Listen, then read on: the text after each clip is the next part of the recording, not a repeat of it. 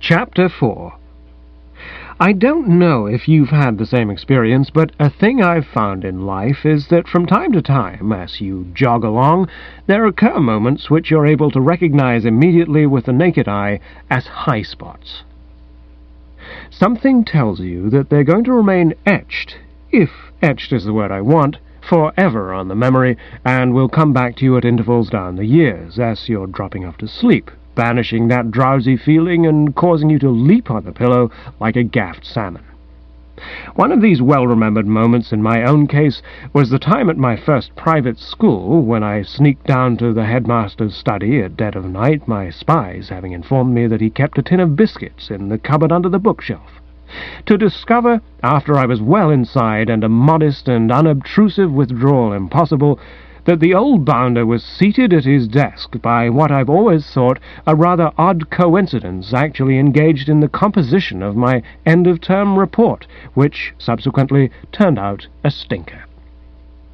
It was a situation in which it would be paltering with the truth to say that Bertram retained unimpaired his customary sang-froid, but I'm dashed if I can remember staring at the Rev. Aubrey Upjohn on that occasion with half the pallid horror which had shot into the map at these words of Gussie's. "Dropped it?" I quavered. "Yes, but it's all right." "All right? I mean, I can remember every word of it." "Oh, I see. That's fine." "Yes. Was there much of it?" "Oh, lots. Good stuff? Of the best." "Well, that's splendid." I looked at him with growing wonder.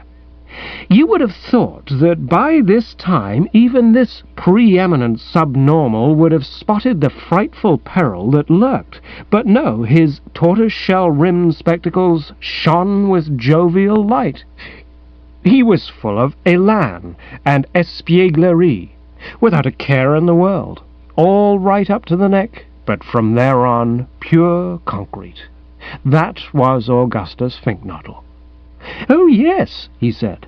"I've got it all carefully memorized, and I'm extremely pleased with it. During this past week I've been subjecting the characters of Roderick Spode and Sir Watkin Bassett to a pitiless examination. I have probed these two gumboils to the very core of their being. It's amazing the amount of material you can assemble once you begin really analyzing people. Have you ever heard Sir Watkin Bassett dealing with a bowl of soup? It's not unlike the Scotch Express going through a tunnel. Have you ever seen Spode eat asparagus? No. Revolting. It alters one's whole conception of man as nature's last word. Those were two of the things you wrote in the book? I gave them about half a page. They were just trivial surface faults. The bulk of my researches went much deeper." "I see. You spread yourself." "Very much so. And it was all bright, snappy stuff?" "Every word of it." "That's great. I mean to say, no chance of old Bassett being bored when he reads it." "Reads it? Well, he's just as likely to find the book as anyone, isn't he?" I remember Jeeves saying to me once, apropos of how you can never tell what the weather's going to do, that full many a glorious morning had he seen flatter the mountain-tops with sovereign eye, and then turn into a rather nasty afternoon. It was the same with Gussie now.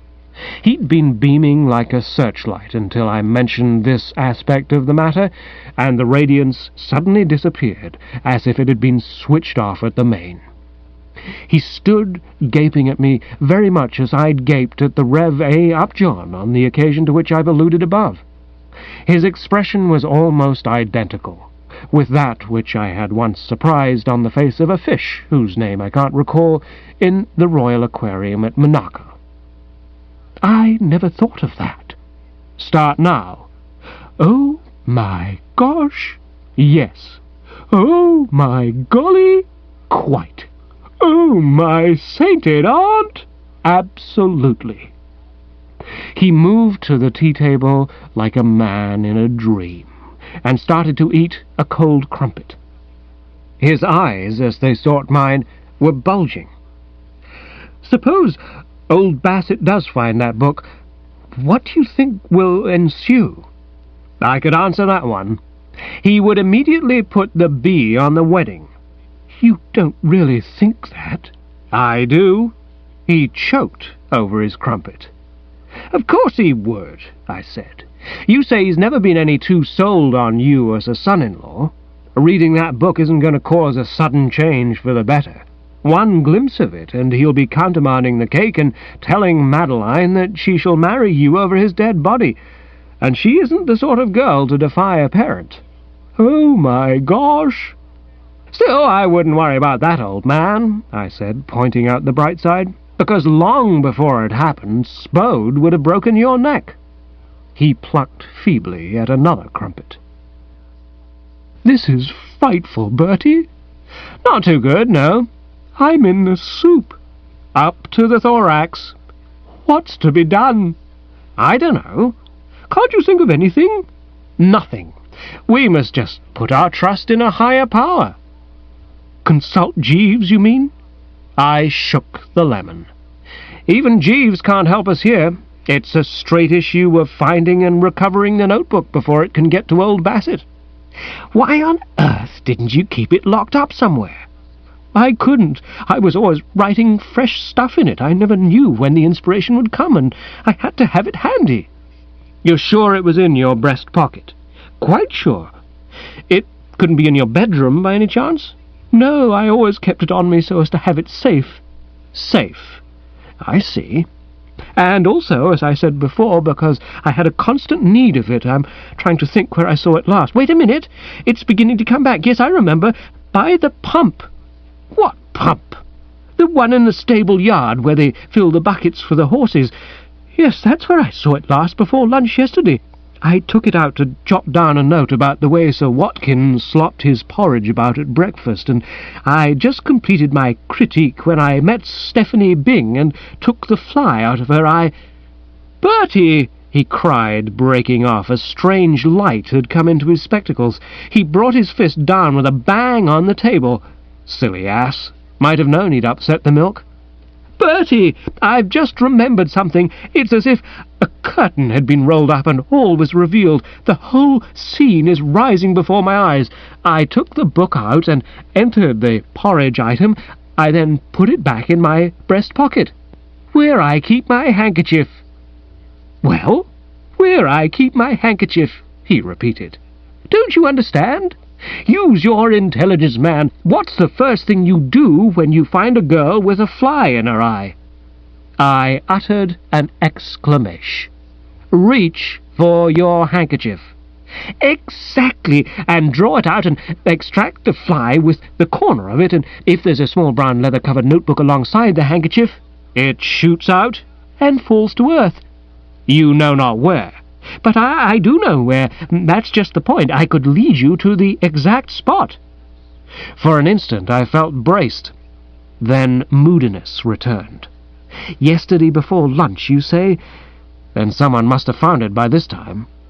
"That's just what I'm coming to. I've remembered something else. Immediately after I'd coped with the fly, I recollect hearing Stephanie say, 'Hello, what's that?' and seeing her stoop and pick something up. I didn't pay much attention to the episode at the time, for it was just at that moment that I caught sight of Madeline. She was standing in the entrance of the stable yard with a distant look on her face.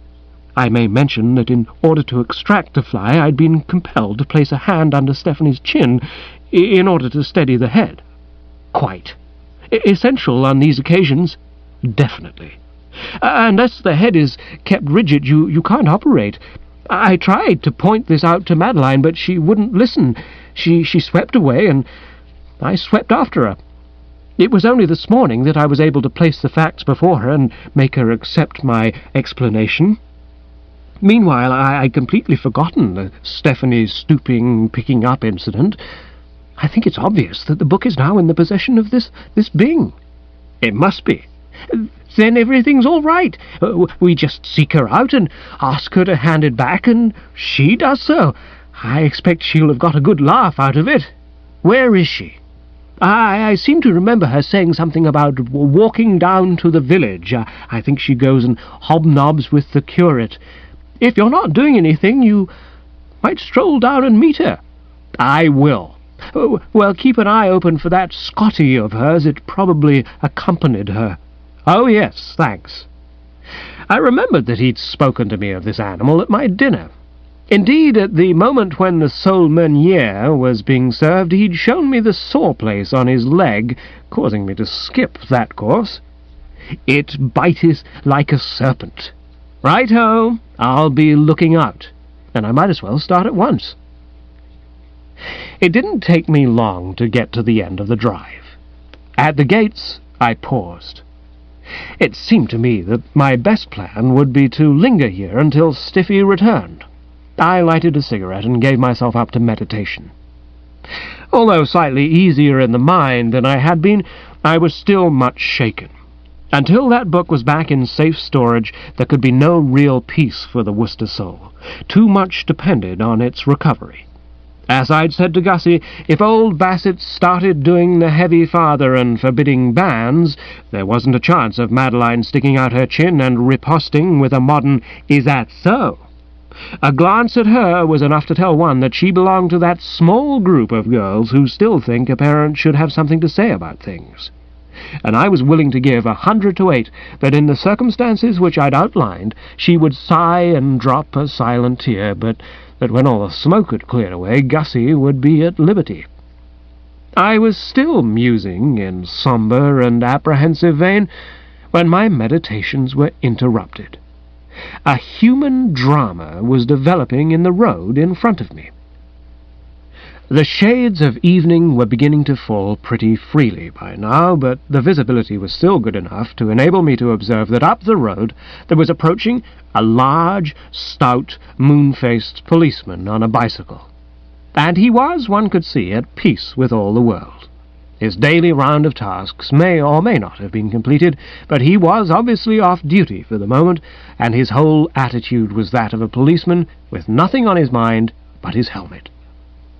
Well, when I tell you that he was riding without his hands, you'll gather to what lengths the careless gaiety of this serene slop had spread. And where the drama came in was that it was patent that his attention hadn't yet been drawn to the fact that he was being chivied, in the strong, silent, earnest manner characteristic of this breed of animal, by a fine Aberdeen terrier.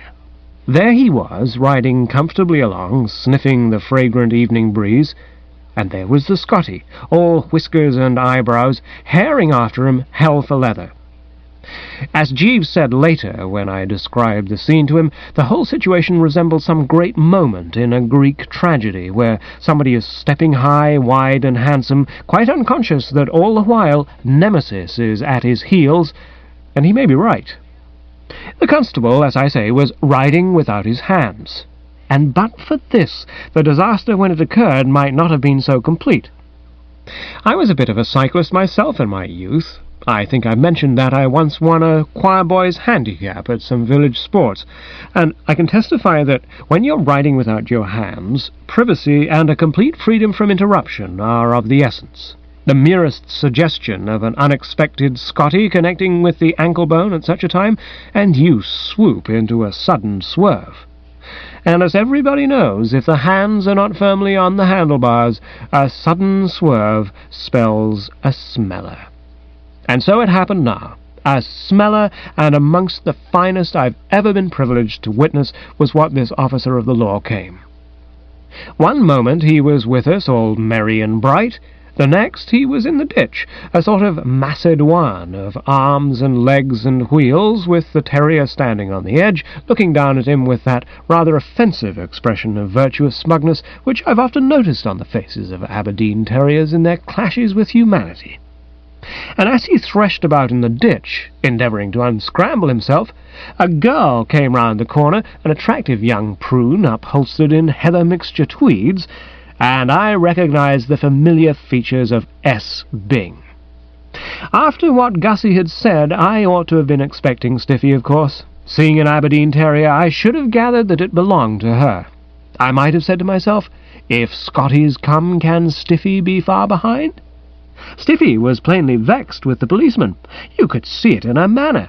She hooked the crook of her stick over the Scotty's collar and drew him back, then addressed herself to the man, who'd now begun to emerge from the ditch like Venus rising from the foam. "What on earth," she demanded, "did you do that for?"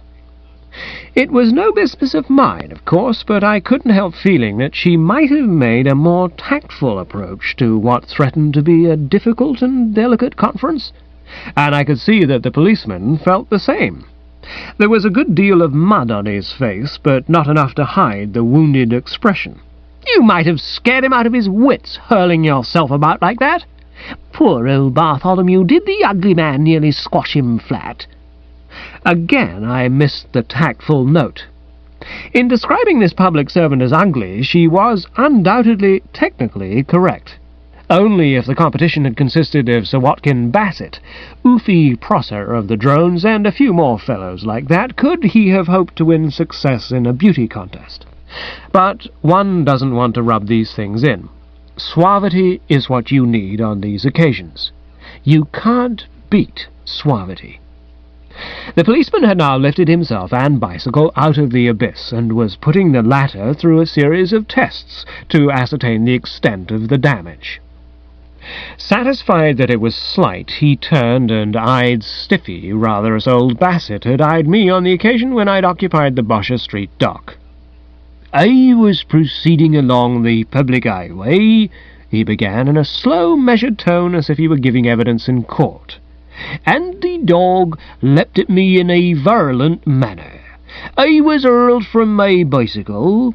Stiffy seized upon the point like a practised debater. "Well, you shouldn't ride a bicycle. Bartholomew hates bicycles." "I ride a bicycle, miss, because if I didn't I should have to cover my beat on foot."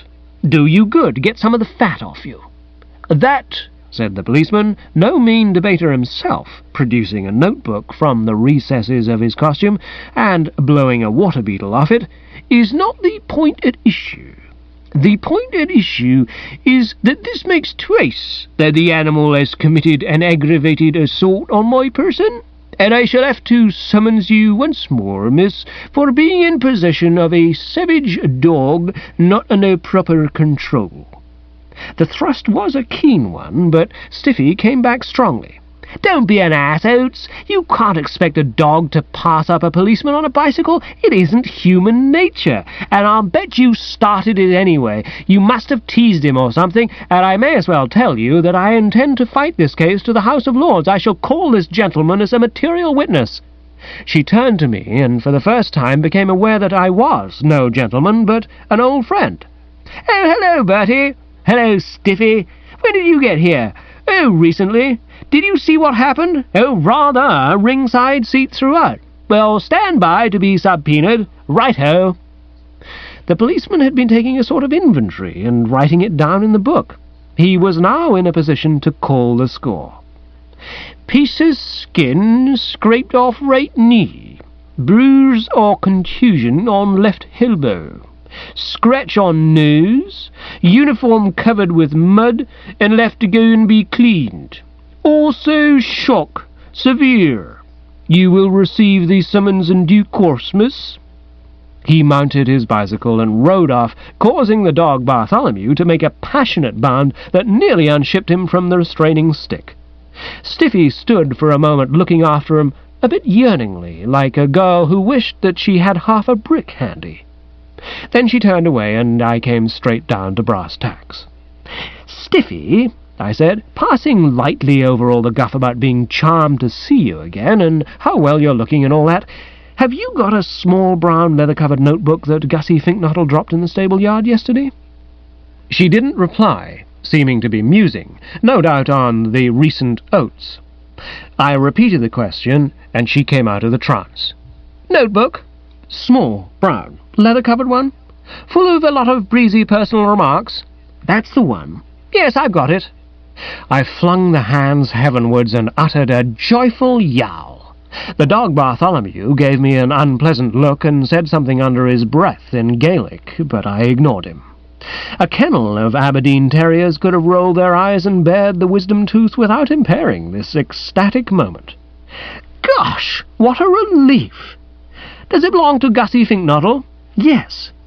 You mean to say that it was Gussie who wrote those really excellent character studies of Roderick Spode and Uncle Watkin? I wouldn't have thought he had it in him. Nobody would. It's a most interesting story. It appears, though why anybody should waste time on Spode and Uncle Watkin when there was Oates simply crying out to be written about, I can't imagine. I don't think I've ever met a man, Bertie, who gets in the hair so consistently as this Eustace Oates. He makes me tired. He goes swanking about on that bicycle of his simply asking for it, and then complains when he gets it. And why should he discriminate against poor Bartholomew in this sickening way? Every red-blooded dog in the village has had a go at his trousers, and he knows it. "Where's the book, Stiffy?" I said, returning to the rays. "Never mind about books. Let's stick to Eustace Oates. Do you think he means to summons me?" I said that, reading between the lines, that was rather the impression I'd gathered, and she made what I believe is known as a moo. Is it a moo? Shoving out the lips, I mean, and drawing them quickly back again. I'm afraid so, too. There's only one word for Eustace Oates, and that is malignant. He just goes about seeking whom he may devour. Oh, well, more work for Uncle Watkin. How do you mean? I shall come up before him. Then he does still operate even though retired? I said, remembering with some uneasiness the conversation between this ex-beak and Roderick Spode in the collection room. He only retired from Bosher Street. You can't choke a man off magistrating once it's in his blood. He's a justice of the peace now. He holds a sort of Star Chamber court in the library. That's where I always come up. I'll be flitting about doing the flowers or sitting in my room with a good book, and the butler comes and says, I'm wanted in the library, and there's Uncle Watkin at the desk looking like Judge Jeffreys with Oates waiting to give evidence. I could picture the scene.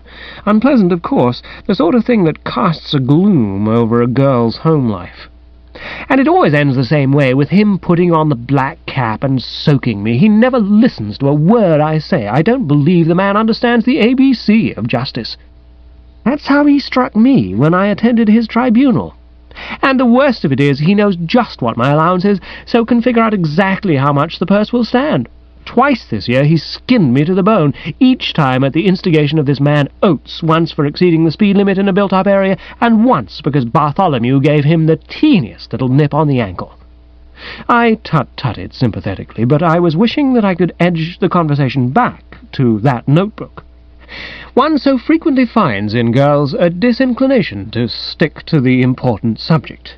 The way Oates went on about it, you would have thought that Bartholomew had taken his pound of flesh, and I suppose it's all going to happen again now. I'm fed up with his police persecution. One might as well be in Russia. Don't you loathe policemen, Bertie? I wasn't prepared to go quite so far as this in my attitude towards an, on the whole, excellent body of men.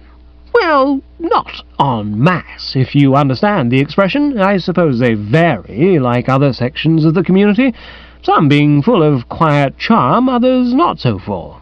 I've met some very decent policemen. With the one on duty outside the drones, I'm distinctly chummy. In Ray, this Oates of yours, I haven't seen enough of him, of course, to form an opinion. Well, you can take it from me that he's one of the worst, and a bitter retribution awaits him. Do you remember the time you gave me lunch at your flat? You were telling me about how you tried to pinch that policeman's helmet in Leicester Square. That was when I first met your uncle. It was that brought us together. Well, I didn't think much of it at the time, but the other day it suddenly came back to me, and I said to myself, out of the mouths of babes and sucklings. For months I'd been trying to think of a way of getting back at this man Oates, and you had showed it to me. I started. It seemed to me that her words could bear but one interpretation. You aren't going to pinch his helmet. Of course not. I think you're wise. It's a man's work, I can see that, so I've told Harold to do it. He's often said he would do anything in the world for me, bless him. Stiffy's map, as a rule, tends to be rather grave and dreamy, giving the impression that she's thinking deep, beautiful thoughts. Quite misleading, of course. I don't suppose she would recognize a deep, beautiful thought if you hand it to her on skewer with tartar sauce. Like Jeeves, she doesn't often smile, but now her lips had parted, ecstatically, I think. I should have to check up with Jeeves. And her eyes were sparkling. What a man, she said. We're engaged, you know. Oh, are you? "Yes, but don't tell a soul. It's frightfully secret. Uncle Watkin mustn't know about it till he's been well sweetened." "And who is this Harold?" "The curate down in the village." She turned to the dog Bartholomew. "His lovely, kind curate going to pinch bad, ugly policeman's helmet for his mother's and make her very, very happy," she said. Or words of that general trend. I can't do the dialect, of course. I stared at the young pill, appalled at her moral code, if you could call it that. You know, the more I see of women, the more I think that there ought to be a law. Something has got to be done about this sex, or the whole fabric of society will collapse, and then what silly asses we shall all look. "Curate?" I said. "But, Stiffy, you can't ask a curate to go about pinching policemen's helmets." "Why not?" "Well, it's most unusual. You'll get the poor bird unfrocked." "Unfrocked?" "It's something they do to parsons when they catch them bending, and this will inevitably be the outcome of the frightful task you've apportioned to the sainted Harold." "I don't see that it's a frightful task." "You aren't telling me that it's the sort of thing that comes naturally to curates?" "Yes, I am. It ought to be right up Harold Street. When he was at Magdalen, before he saw the light, he was the dickens of a chap, always doing things like that." Her mention of Magdalen interested me. It had been my own college. "Magdalen man, is he? What year? Perhaps I know him." "Of course you do. He often speaks of you, and was delighted when I told him you were coming here. Harold Pinker." I was astounded. Harold Pinker? Old Stinker Pinker? Great Scott, one of my dearest pals. I've often wondered where he'd got to. And all the while he'd sneaked off and become a curate. It just shows you how true it is that one half of the world doesn't know how the other three-quarters lives. Stinker Pinker, by Jove, you really mean that old Stinker now cures souls? Certainly, and jolly well too. The nibs think very highly of him. Any moment now he may get a vicarage, and then watch his smoke, he'll be a bishop some day. The excitement of discovering a long-lost buddy waned. I found myself returning to the practical issues. I became grave. And I'll tell you why I became grave. It was all very well for Stiffy to say that this thing would be right up old Stinker's street. She didn't know him as I did. I'd watched Harold Pinker through the formative years of his life, and I knew him for what he was, a large, lumbering Newfoundland puppy of a chap, full of zeal, yes, always doing his best, true, but never quite able to make the grade. A man, in short, who, if there was a chance of bungling an enterprise and landing himself in the soup, would snatch at it. At the idea of him being turned on to perform the extraordinarily delicate task of swiping Constable Oates's helmet, the blood froze. He hadn't a chance of getting away with it. I thought of Stinker the youth. Built rather on the lines of Roderick Spode, he'd played rugby football not only for his university but also for England, and at the art of hurling an opponent into a mud puddle and jumping on his neck with cleated boots he had few, if any, superiors. If I'd wanted someone to help me out with a mad bull, he would have been my first choice. If, by some mischance, I'd found myself trapped in the underground den of the Secret Nine, there was nobody I would rather have seen coming down the chimney than the Rev. Harold Pinker. But mere thews and sinews do not qualify a man to pinch policemen's helmets. You need finesse. He will he? I said. A fat lot of bishing he's going to do if he's caught sneaking helmets from members of his flock. He won't be caught. Of course he'll be caught. At the old alma mater he was always caught. He seemed to have no notion whatsoever of going about a thing in a subtle, tactful way. Chuck it, Stiffy. Abandon the whole project. No. Stiffy, no. The show must go on. I gave it up. I could see plainly that it would be mere waste of time to try to argue her out of her girlish daydreams. She had the type of mind I perceived as Roberta Wickham, who once persuaded me to go by night to the bedroom of a fellow guest at a country house and puncture his hot water bottle with a darning needle on the end of a stick. "Well, if it must be, I suppose," I said resignedly. But at least impress upon him that it's essential, when pinching policemen's helmets, to give a forward shove before applying the upwards lift. Otherwise, the subject's chin catches in the strap. It was to overlooking this vital point that my own downfall in Leicester Square was due. The strap caught, the cop was unable to turn and clutch, and before I knew what had happened, I was in the dock saying, "Yes, Your Honour," and "No, Your Honour," to your Uncle Watkin. I fell into a thoughtful silence as I brooded on the dark future lying in wait for an old friend. I'm not a weak man, but I was beginning to wonder if I'd been right in squelching so curtly Jeeves's efforts to get me off an around-the-world cruise.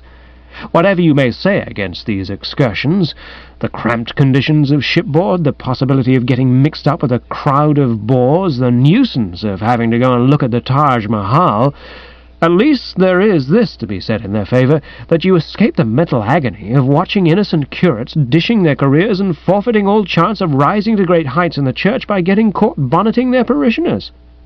I heaved a sigh and resumed the conversation. "So, you and Stinker are engaged, are you? Why didn't you tell me when you lunched at the flat?"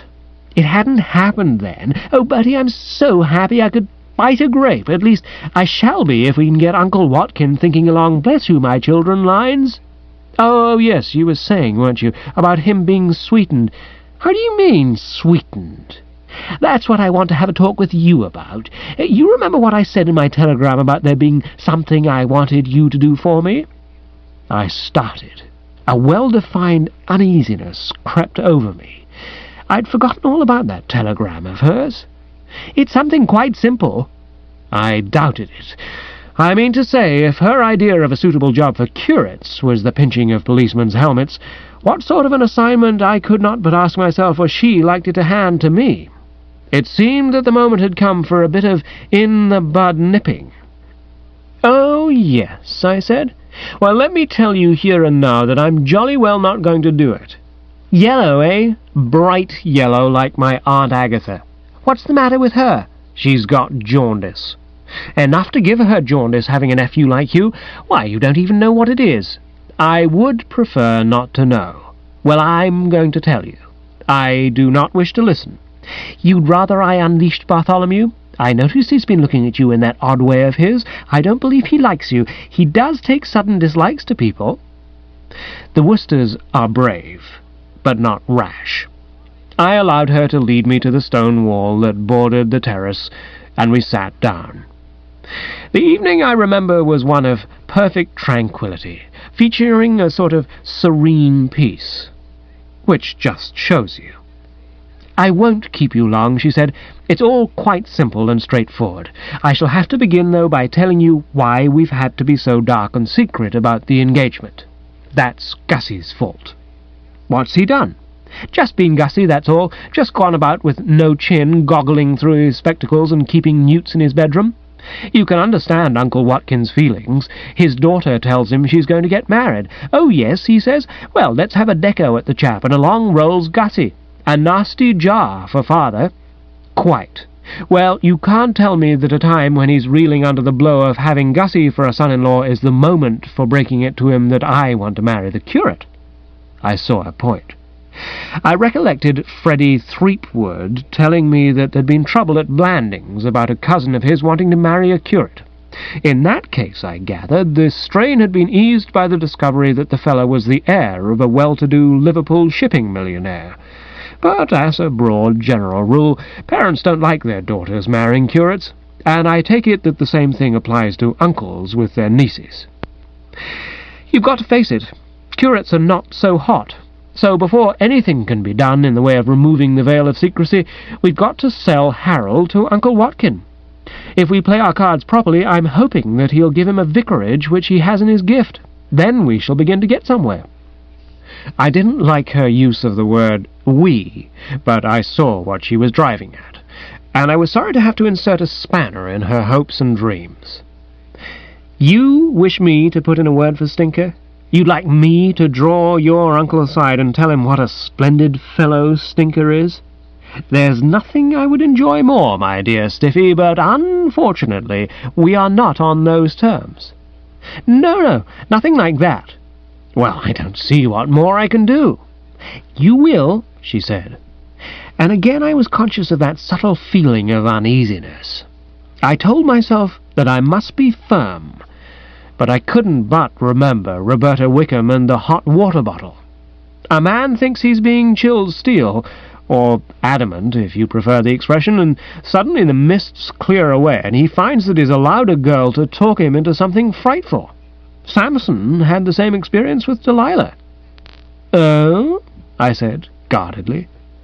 She paused in order to tickle the dog Bartholomew under the left ear. Then she resumed. "Just praising Harold to Uncle Watkin isn't any use. You need something much cleverer than that. You want to engineer some terrifically brainy scheme that'll put him over with a bang. I thought I'd got it a few days ago. Do you ever read Milady's Boudoir? I once contributed an article to it on what the well-dressed man is wearing, but I'm not a regular reader. Why?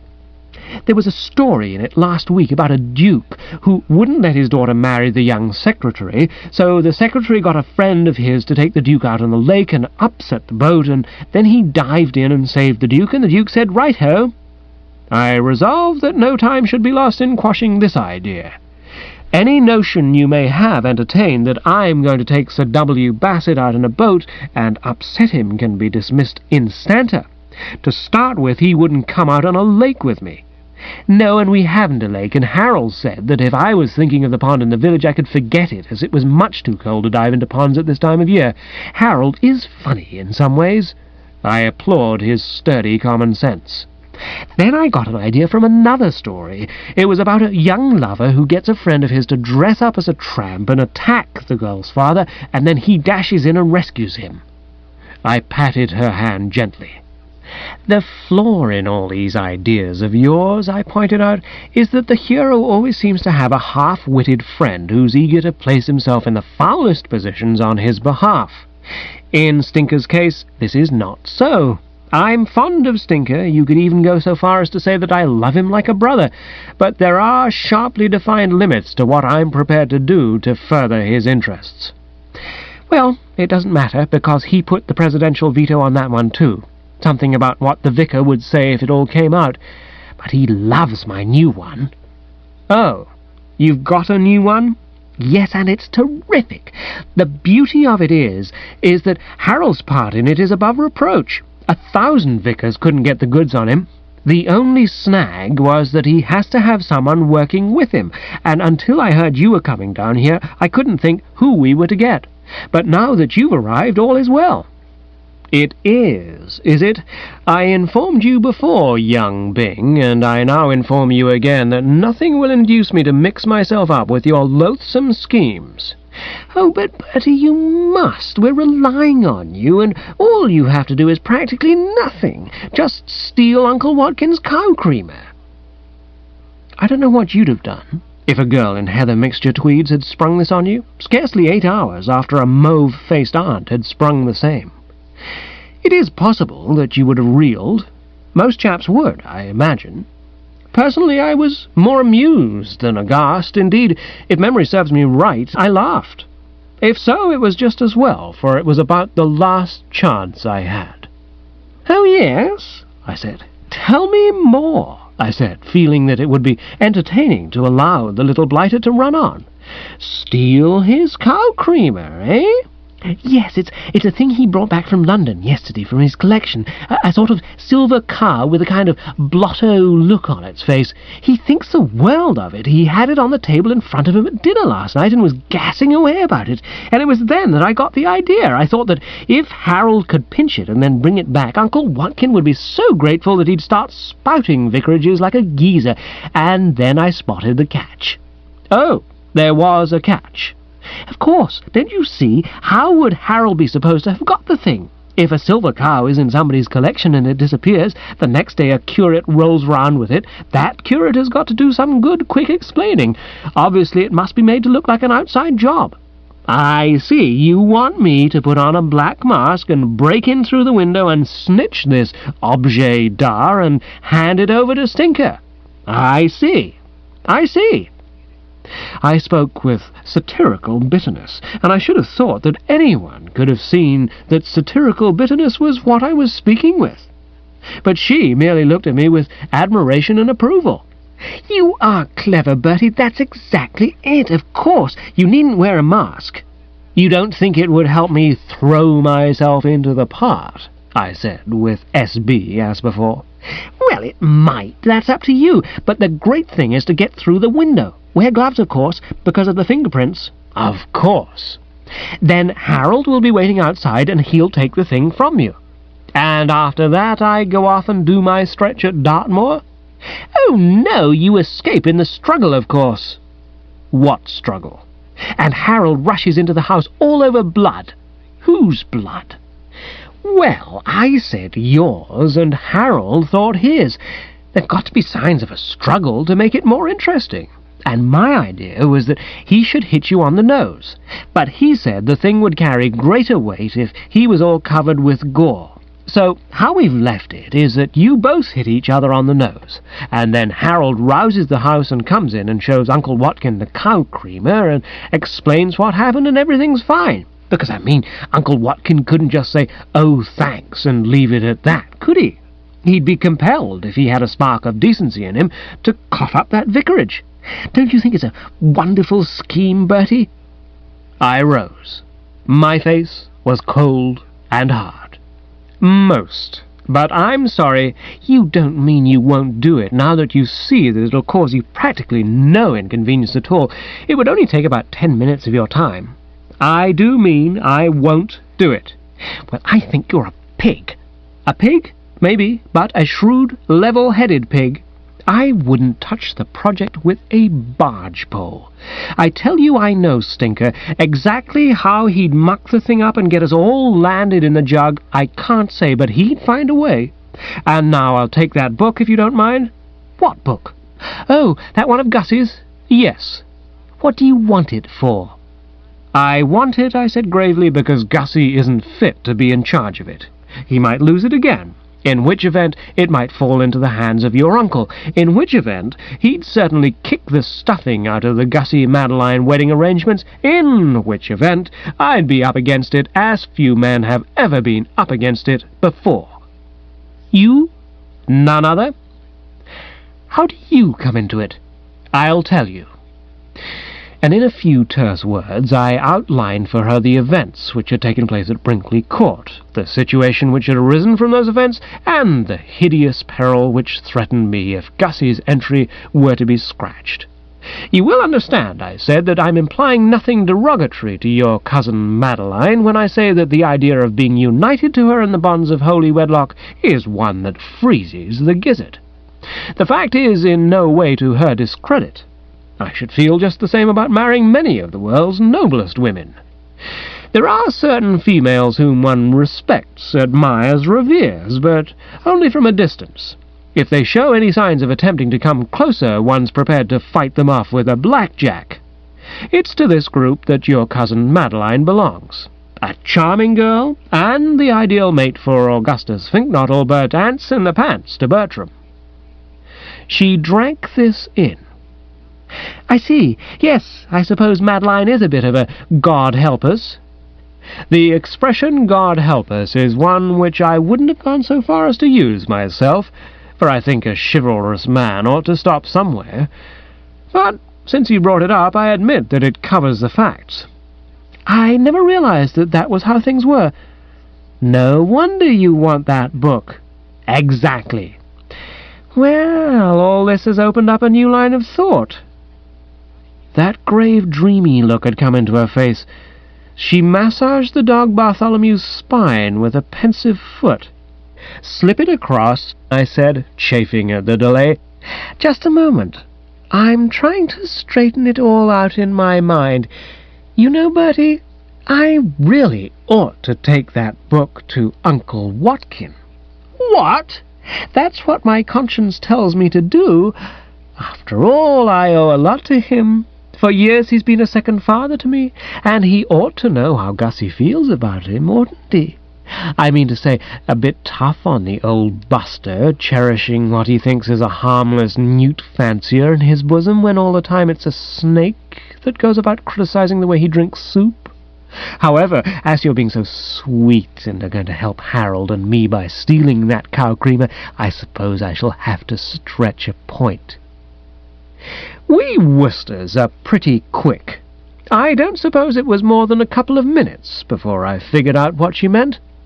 I read her purpose and shuddered. She was naming the price of the papers. In other words, after being blackmailed by an aunt at breakfast, I was now being blackmailed by a female crony before dinner. Pretty good going, even for this lax post-war world. "Stiffy!" I cried.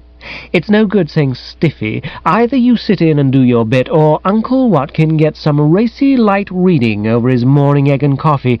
Think it over, Bertie." She hoisted the dog Bartholomew to his feet and trickled off towards the house. The last I saw of her was a meaning look directed at me over her shoulder, and it went through me like a knife. I had slumped back onto the wall, and I sat there, stunned. Just how long, I don't know, but it was a goodish time. Winged creatures of the night barged into me, but I gave them little attention. It wasn't till a voice suddenly spoke a couple of feet or so above my bowed head that I came out of the coma. "Good evening, Wooster," said the voice. I looked up. The cliff-like mass looming over me was Roderick Spode. I suppose even dictators have their chummy moments, when they put their feet up and relax with the boys. But it was plain from the outset that if Roderick Spode had a sunnier side, he hadn't come with any idea of exhibiting it now. His manner was curt.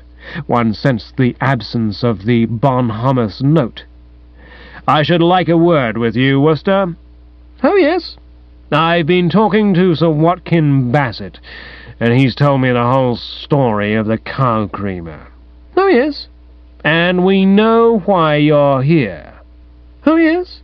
"Stop saying, 'oh, yes,' you miserable worm, and listen to me." Many chaps might have resented his tone. I did myself, as a matter of fact, but you know how it is. There are some fellows you're right on your toes to tick off when they call you a miserable worm, others not quite so much. "Oh, yes," he said, saying it himself, dash it. "It's perfectly plain to us why you're here. You've been sent by your uncle to steal this cow creamer for him. You needn't trouble to deny it. I found you with it, Wooster, was that you're being watched. Watched closely. And if you're caught stealing that cow creamer, I can assure you that you'll go to prison. You need entertain no hope that Sir Watkin will shrink from creating a scandal. He'll do his duty as a citizen and a justice of the peace."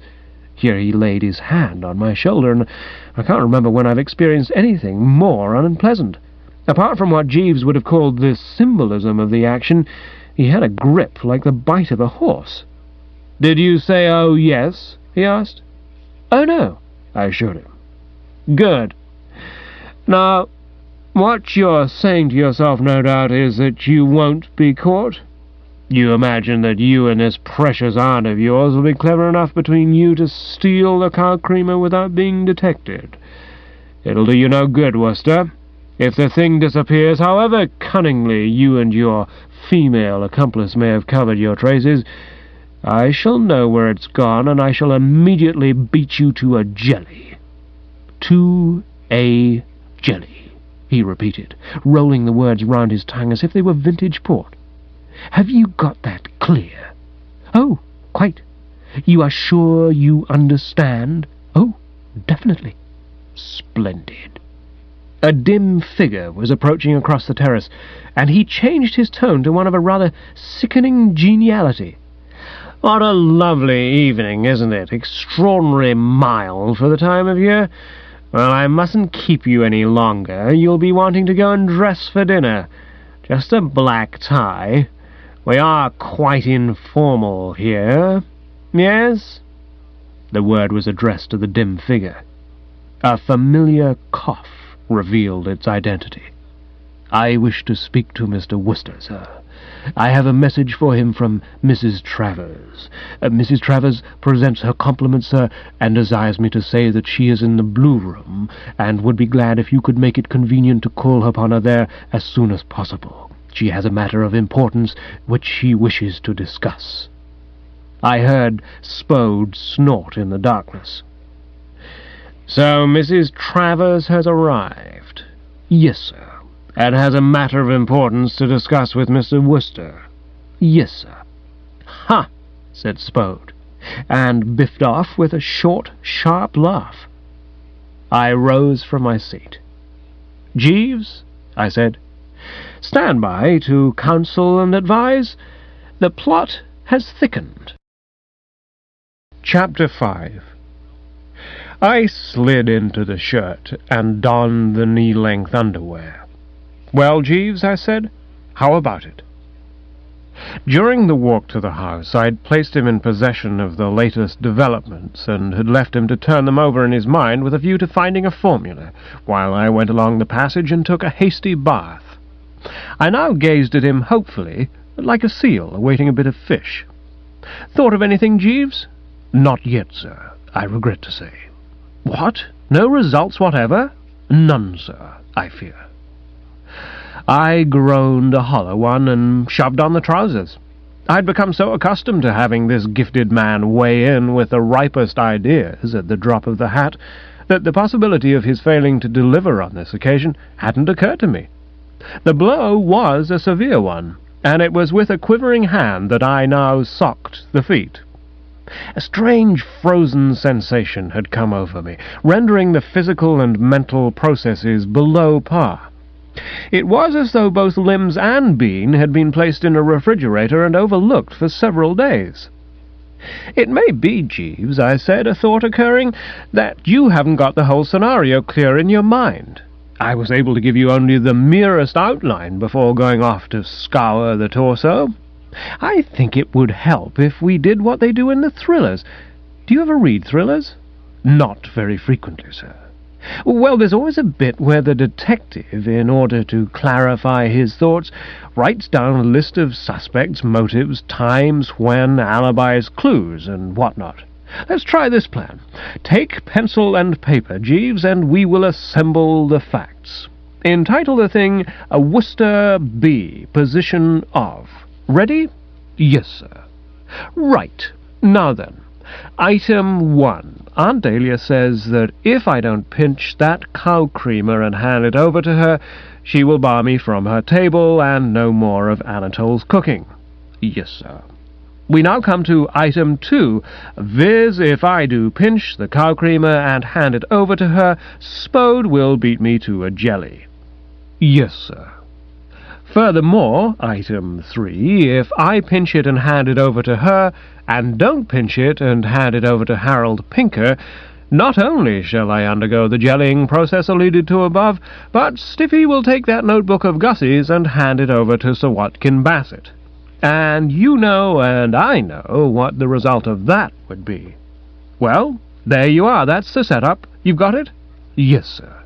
It is certainly a somewhat unfortunate state of affairs." I gave him one of my looks. "Jeeves," I said, "don't try me too high. Not at a moment like this. Somewhat unfortunate, forsooth. Who was it you were telling me about the other day on whose head all the sorrows of the world had come? The Mona Lisa, sir? Well, if I met the Mona Lisa at this moment, I would shake her by the hand and assure her that I knew just how she felt. You see before you, Jeeves, a toad beneath the harrow." "Yes, sir. The trousers perhaps a quarter of an inch higher, sir. One aims at the carelessly graceful break over the instep. It is a matter of the nicest adjustment." "Like that?" "Admirable, sir." I sighed. There are moments, Jeeves, when one asks oneself, do trousers matter? The mood will pass, sir. I don't see why it should. If you can't think of a way out of this mess, it seems to me that it's the end. Of course, I proceeded, on a somewhat brighter note, you haven't really had time to get your teeth into the problem yet. While I'm at dinner, examine it once more from every angle. It's just possible that an inspiration might pop up. Inspirations do, don't they? All in a flash, as it were? Yes, sir. The mathematician Archimedes is related to have discovered the principle of displacement quite suddenly one morning while in his bath. Well, there you are. And I don't suppose he was such a devil of a chap? Compared with you, I mean. A gifted man, I believe, sir. It's been a matter of general regret that he was subsequently killed by a common soldier. Too bad. Still, all flesh is ass grass, what? Very true, sir. I lighted a thoughtful cigarette, and, dismissing Archimedes for the nonce, allowed my mind to dwell once more on the ghastly jam into which I'd been thrust by young Stiffy's ill-advised behaviour. You know, Jeeves, I said, when you really start to look into it, it's perfectly amazing how the opposite sex seems to go out of its way to snooter me. You recall Miss Wickham and the hot water bottle? Yes, sir. And Gladys what's-her-name, who put her boyfriend with the broken leg to bed in my flat? Yes, sir. And Pauline Stoker, who invaded my rural cottage at dead of night in a bathing suit? Yes, sir. What a sex! What a sex, Jeeves! But none of that sex, however deadlier than the male, can be ranked in the same class with this Stiffy. Who is the chap whose name led all the rest, the bird with the angel? Abu Ben Adam, sir. That's Stiffy. She's the top. Yes, Jeeves? I was merely about to inquire, sir, if Miss Byng, when she uttered her threat of handing over Mr. Finknottle's notebook to Sir Watkin, by any chance spoke with a twinkle in her eye? A roguish one, you mean, indicating that she was merely pulling my leg? Not a suspicion of it. No, Jeeves, I've seen untwinkling eyes before, many of them, but never a pair so totally free from twinkle as hers. She wasn't kidding. She meant business. She was fully aware that she was doing something which even by female standards was raw, but she didn't care. The whole fact of the matter is that all this modern emancipation of women has resulted in them getting it up their noses and not giving a damn what they do. It wasn't like this in Queen Victoria's day. The Prince Consort would have had a word to say about a girl like Stiffy, what? I can conceive that His Royal Highness might quite possibly not have approved of Miss Byng. He would have had her over his knee, laying into her with a slipper before she knew where she was. And I wouldn't put it past him to have treated Aunt Dahlia in a similar fashion. Talking of which, I suppose I ought to be going and seeing the aged relative. She appeared very desirous of conferring with you, sir. Far from mutual, Jeeves, that desire. I will confess frankly that I'm not looking forward to the séance. No, sir? No, you see, I sent her a telegram just before tea saying that I wasn't going to pinch that cow creamer, and she must have left London long before it arrived. In other words, she's come expecting to find a nephew straining at the leash to do her bidding, and the news will have to be broken to her that the deal is off. She won't like this, Jeeves, and I don't mind telling you that the more I contemplate the coming chat, the colder the feet become. If I might suggest, sir, it is, of course, merely a palliative, but it has often been found in times of despondency that the assumption of formal evening dress has a stimulating effect on the morale. You think I ought to put on a white tie? Spode told me black. I consider that the emergency justifies the departure, sir. Perhaps you're right. And, of course, he was. In these delicate matters of psychology he never errs. I got into the full soup and fish, and was immediately conscious of a marked improvement.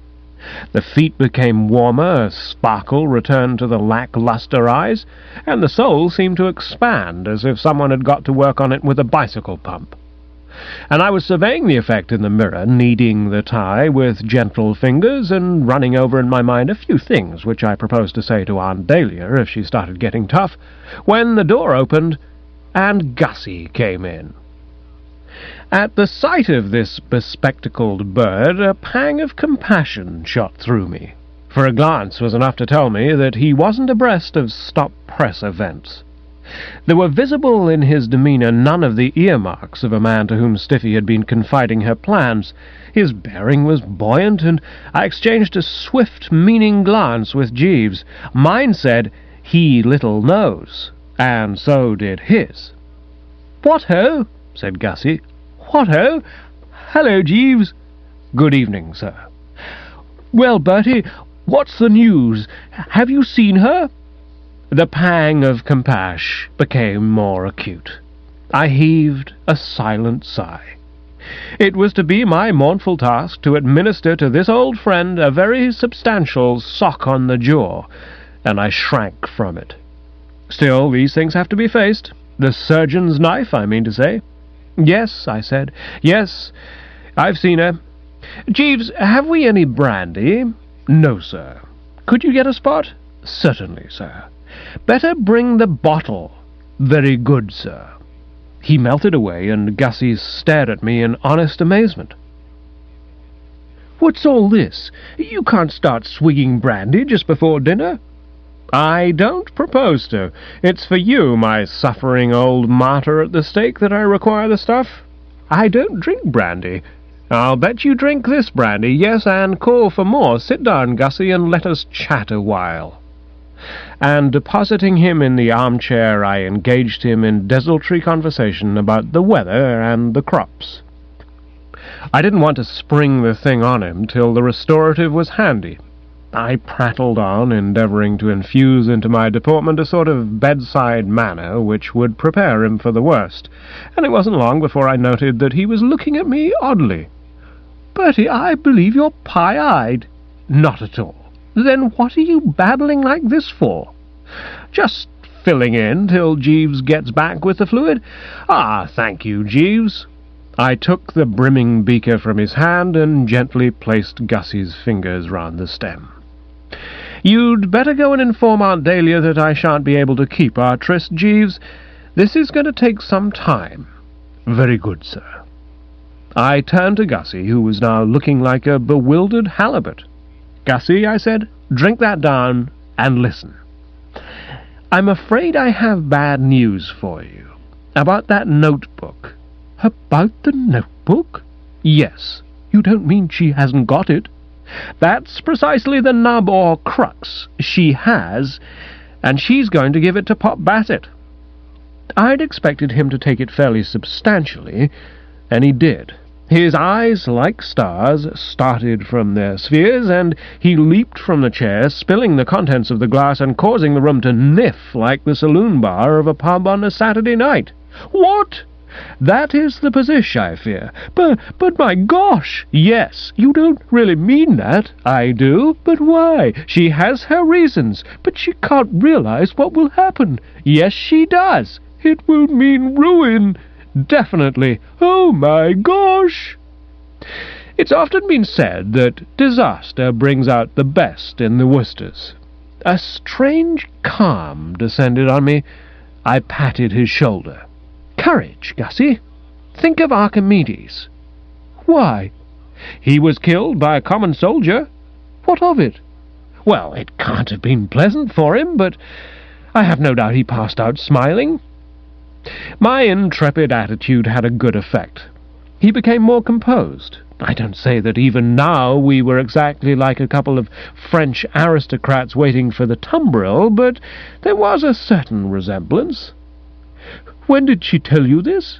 "On the terrace not long ago." "And she really meant it?" "Yes." "There wasn't a twinkle in her eye?" "No twinkle." "Well, isn't there any way of stopping her?" I'd been expecting him to bring this up, but I was sorry he'd done so. I foresaw a period of fruitless argument. "Yes," I said, "there is. She says she will forego her dreadful purpose if I steal old Bassett's cow creamer." "You mean that silver cow thing he was showing us at dinner last night?" "That's the one." "But why?" I explained the position of affairs. He listened intelligently, his face brightening. "Now I see, now I understand. I couldn't imagine what her idea was. Her behaviour seemed so absolutely motiveless. Well, that's fine. That solves everything."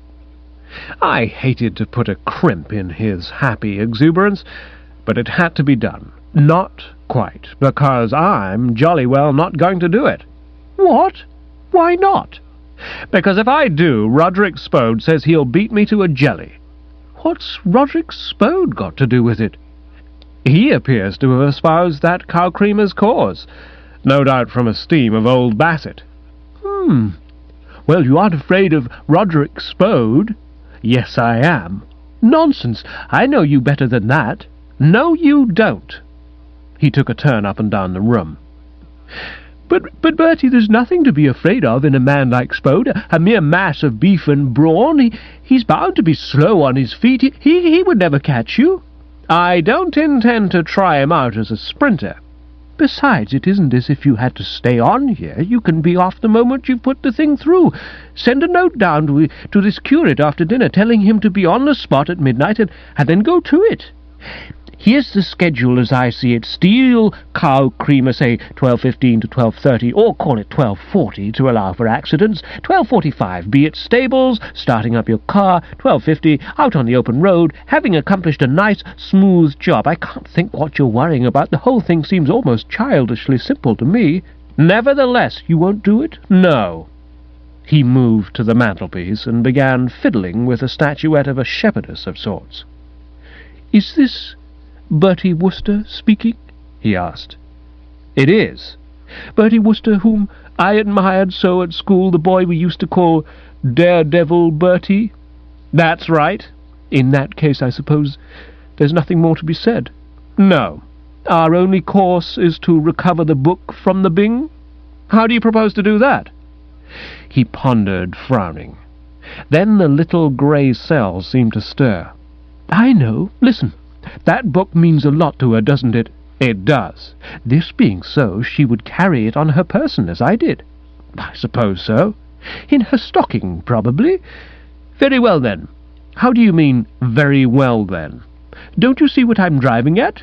No. Well, listen. You could easily engage her in a sort of friendly romp, if you know what I mean, in the course of which it would be simple to, something in the nature of a jocular embrace. I checked him sharply. There are limits, and we Woosters recognize them. Gussie, are you suggesting that I prod Stiffy's legs? Yes.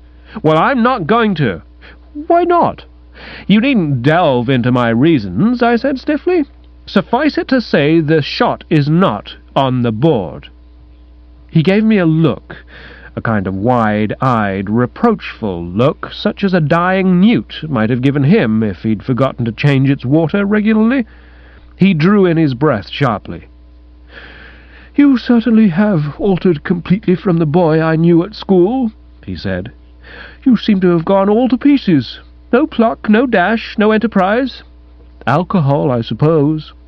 He sighed and broke the shepherdess, and we moved to the door. As I opened it, he gave me another look. You aren't coming down to dinner like that, are you? What are you wearing a white tie for? Jeeves recommended it to keep up the spirits.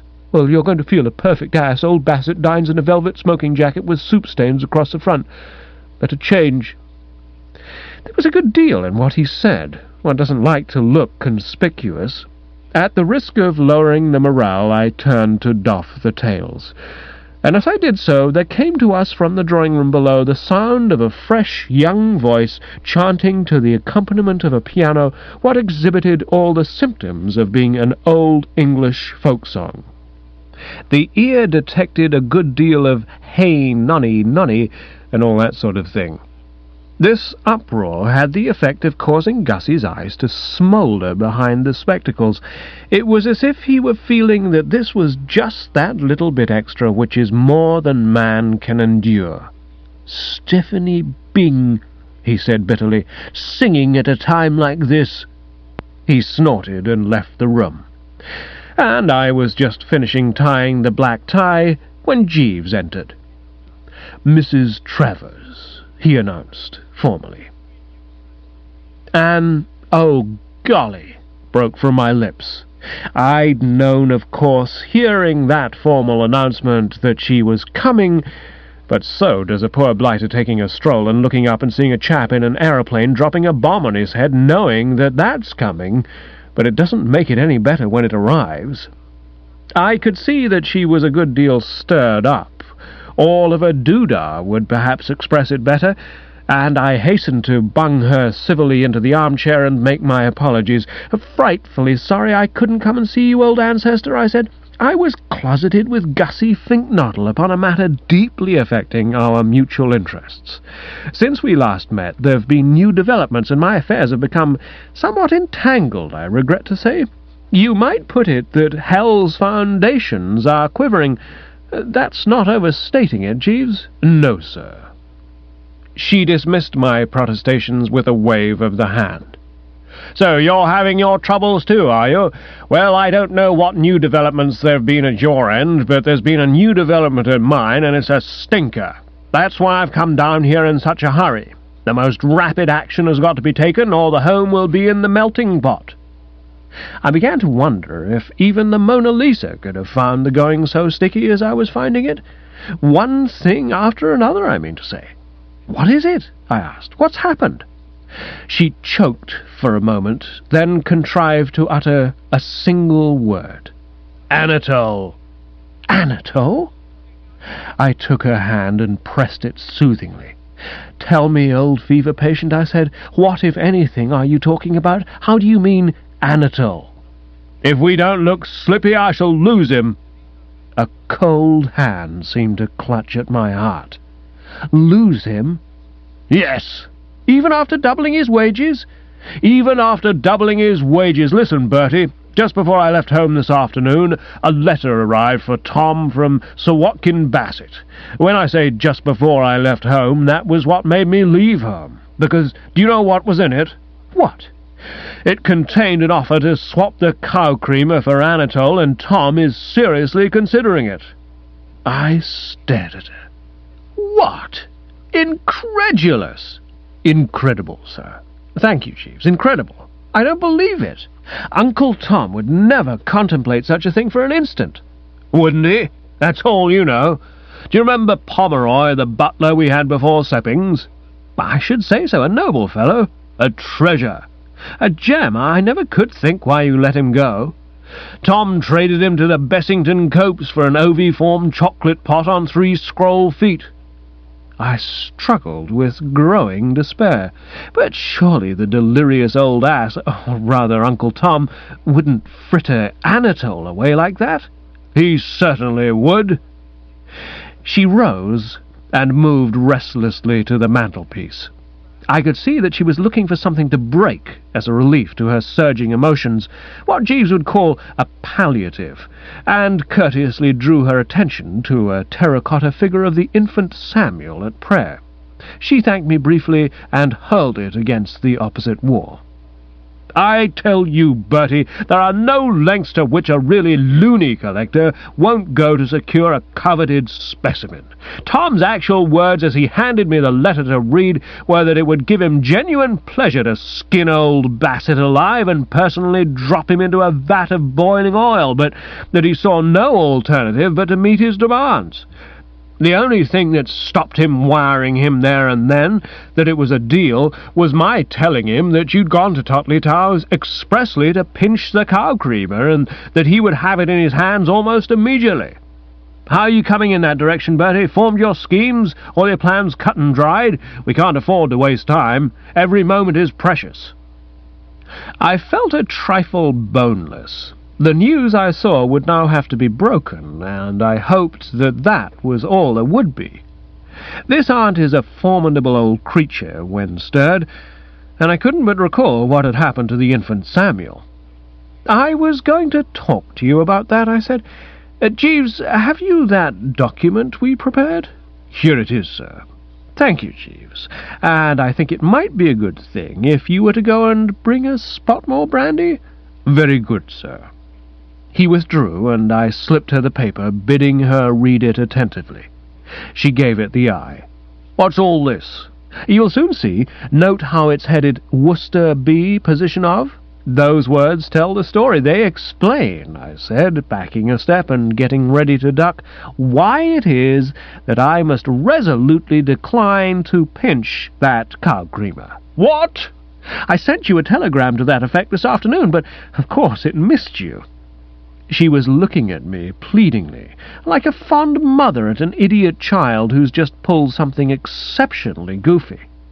"But, Bertie, dear, haven't you been listening? About Anatole, don't you realize the position?" "Oh, quite." "Then have you gone cuckoo? When I say gone, of course." I held up a checking hand. "Let me explain, Aged R. You will recall that I mentioned to you that there'd been some recent developments. One of these is that Sir Watkin Bassett knows all about this cow-creamer pinching scheme and is watching my every movement. Another is that he's confided his suspicions to a pal of his named Spode. Perhaps on your arrival here you met Spode? That big fellow? Big is right, though perhaps super-colossal would be more the mot juste. Well, Sir Watkin, as I say, has confided his suspicions to Spode, and I have it from the latter personally that if that cow-creamer disappears, he will beat me to a jelly. That's why nothing constructive can be accomplished." A silence of some duration followed these remarks. I could see that she was chewing on the thing and reluctantly coming to the conclusion that it was no idle whim of Bertram's that was causing him to fail her in her hour of need. She appreciated the cleft stick in which he found himself and, unless I'm vastly mistaken, shuddered at it. This relative is a woman who, in the days of my boyhood and adolescence, was accustomed frequently to clump me over the side of the head when she considered that my behaviour warranted this gesture, and I've often felt in these later days that she was on the point of doing it again. But beneath this ear-hole slushing exterior there beats a tender heart, and her love for Bertram is, I know, deep-rooted. She would be the last person to wish to see him get his eyes bunged up and have that well-shaped nose pushed out of position. "I see," she said at length. "Yes, that makes things difficult, of course." "Extraordinarily difficult. If you care to describe the situation as an impasse, it will be all right with me." "Said he'd beat you to a jelly, did he?" "That was the expression he used. He repeated it so that there should be no mistake." "Well, I wouldn't for the world have you manhandled by that big stiff. You wouldn't have a chance against a gorilla like that. He'd tear the stuffing out of you before you could say pip-pip.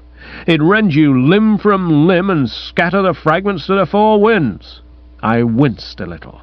"No need to make a song about it, old flesh and blood." "You're sure he meant what he said?" "Quite. His bark may be worse than his bite." I smiled sadly. "I see where you're heading, Aunt Dahlia," I said. "In another minute you'll be asking if there wasn't a twinkle in his eye as he spoke." There wasn't. The policy which Roderick Spode outlined to me at our recent interview is the policy which he will pursue and fulfill. "And we seem to be stymied, unless Jeeves can think of something." She addressed the man who just entered with the brandy, not before it was time. I couldn't think why he'd taken so long over it. "We're talking of Mr. Spode, Jeeves." "Yes, madam." "Jeeves and I have already discussed the Spode menace," I said moodily, "and he confesses himself baffled. For once that substantial brain has failed to click. He has brooded, but no formula." Aunt Dahlia had been swigging the brandy gratefully, and there now came into her face a thoughtful look. "You know what's just occurred to me?" she said. "Say on, old thicker-than-water," I replied, still with that dark moodiness. "I'll bet it's rotten." "It's not rotten at all. It may solve everything. I've been wondering if this man Spode hasn't some shady secret. Do you know anything about him, Jeeves?" "No, madam." "How do you mean, a secret?" "What I was turning over in my mind was the thought that if he had some chink in his armour, one might hold him up by means of it, thus drawing his fangs. I remember when I was a girl seeing your Uncle George kiss my governess, and it was amazing how it eased the strain later on when there was any question of her keeping me in after school to write out the principal imports and exports of the United Kingdom. See what I mean? Suppose we knew that Spode had shot a fox or something. You don't think much of it? She said, seeing that I was pursing my lips dubiously. I can see it as an idea, but there seems to me to be one fatal snag, viz. That we don't know. Yes, that's true. She rose. Oh well, it's just a random thought. I merely threw it out. No, I think I'll be returning to my room and spraying my temples with eau de cologne. My head feels as if it were about to burst like shrapnel. The door closed. I sank into the chair which she'd vacated and mopped the bee. Well, that's over, I said thankfully. She took the blow better than I'd hoped, Jeeves. The corn trains its daughters well. But stiff though her upper lip was, you could see that she felt it deeply, and that brandy came in handy. By the way, you were the dickens of a while bringing it. A St. Bernard dog would have been here and back in half the time. Yes, sir. I'm sorry, I was detained in conversation by Mr. Finknottle. I sat, pondering. You know, Jeeves, I said, that wasn't at all a bad idea of Aunt Dahlia's about getting the goods on Spode. Fundamentally, it was sound. If Spode had buried the body and we knew where, it would unquestionably render him a negligible force. But you say you know nothing about him? No, sir. And I doubt if there's anything to know anyway.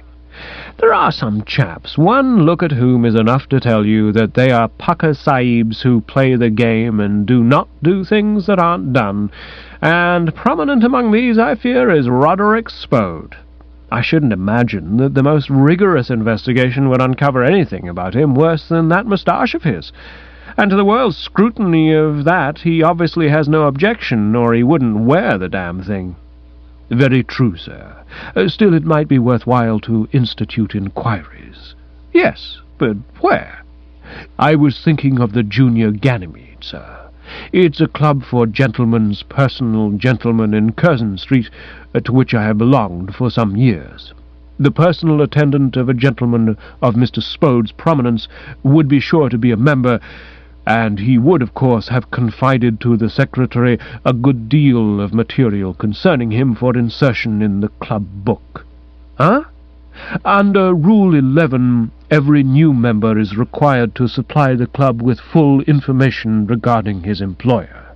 This not only provides entertaining reading, but serves as a warning to members who may be contemplating taking service with gentlemen who fall short of the ideal. A thought struck me, and I started. Indeed, I started rather violently. What happened when you joined? Sir? Did you tell them all about me? Oh, yes, sir. What? Everything? The time when old Stoker was after me, and I had to black up with boot polish in order to assume a rudimentary disguise? Yes, sir. And the occasion on which I came home after Pongo Twistleton's birthday party and mistook the standard lamp for a burglar? Yes, sir. The members like to have these things to read on wet afternoons. They do they? And suppose some wet afternoon Aunt Agatha reads them. Did that occur to you? The contingency of Mrs. Spencer Gregson obtaining access to the club book is a remote one. I dare say, but recent events under this very roof will have shown you how women do obtain access to books. I relapsed into silence, pondering on this startling glimpse he'd accorded me of what went on in institutions like the Junior Ganymede, of the existence of which I'd previously been unaware. I'd known, of course, that at nights, after serving the frugal meal, Jeeves would put on the old bowler hat and slip round the corner, but I'd always supposed his destination to have been the saloon bar of some neighbouring pub.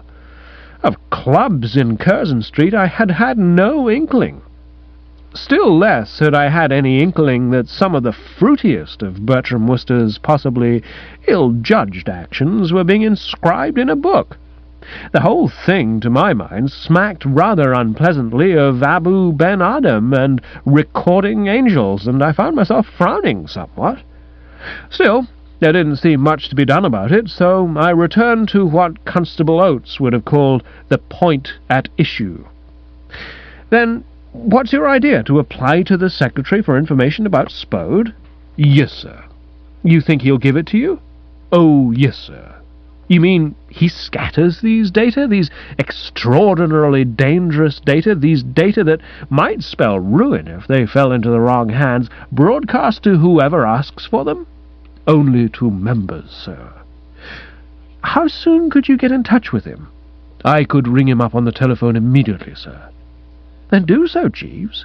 And if possible, chalk the call up to Sir Watkin Bassett, and don't lose your nerve when you hear the girl say 3 minutes. Carry on regardless. Cost what it may, ye sec must be made to understand, and understand thoroughly, that now is the time for all good men to come to the aid of the party." "I think I can convince him that an emergency exists, sir." "If you can't, refer him to me." "Very good, sir." He started off on his errand of mercy.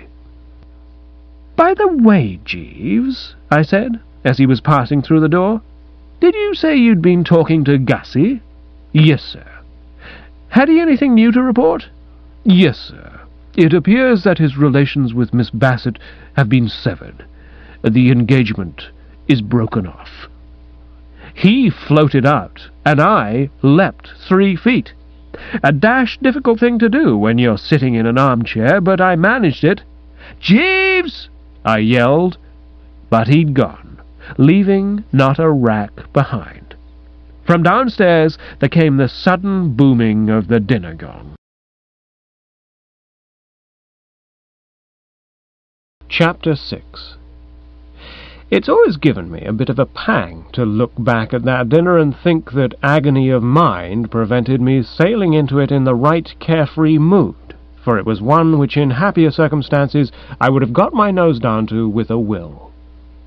Whatever Sir Watkin Bassett's moral shortcomings, he did his guests extraordinarily well at the festive board, and even in my preoccupied condition it was plain to me in the first 5 minutes that his cook was a woman who had the divine fire in her.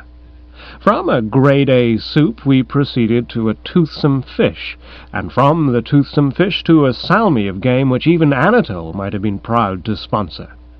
Add asparagus, a jam omelette, and some spirited sardines on toast, and you'll see what I mean. All wasted on me, of course. As the fellow said, better a dinner of herbs when you're all buddies together than a regular blowout when you're not. And the sight of Gussie and Madeline Bassett sitting side by side at the other end of the table turned the food to ashes in my M. I viewed them with concern. You know what engaged couples are like in mixed company. As a rule, they put their heads together and converse in whispers. They slap and giggle, they pat and prod. I've even known the female member of the duo to feed her companion with a fork.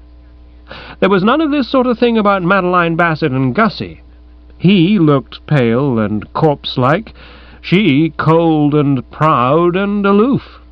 They put in the time for the most part making bread pills, and, as far as I was able to ascertain, didn't exchange a word from start to finish. Oh yes, once, when he asked her to pass the salt, and she passed the pepper, and he said, "I meant the salt," and she said, "Oh, really?" and passed the mustard. There could be no question whatever that Jeeves was right.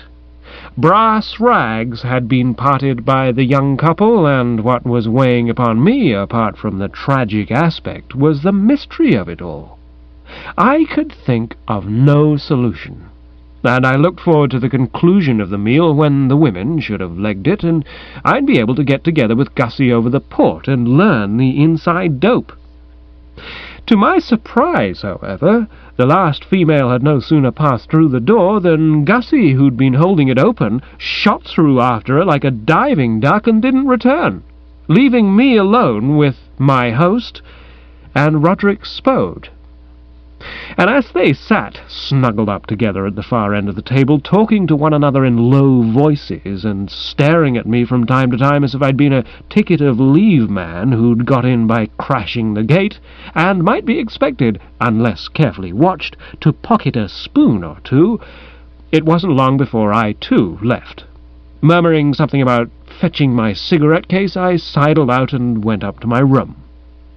It seemed to me that either Gussie or Jeeves would be bound to look in there sooner or later. A cheerful fire was burning in the grate, and to while away the time I pulled the armchair up and got out the mystery story I'd brought with me from London. As my researches in it had already shown me, it was a particularly good one, full of crisp clues and meaty murders, and I was soon absorbed. Scarcely, however, had I really had time to get going on it, when there was a rattle at the door-handle, and who should amble in but Roderick Spode. I looked at him with not a little astonishment. I mean to say, the last chap I was expecting to invade my bedchamber.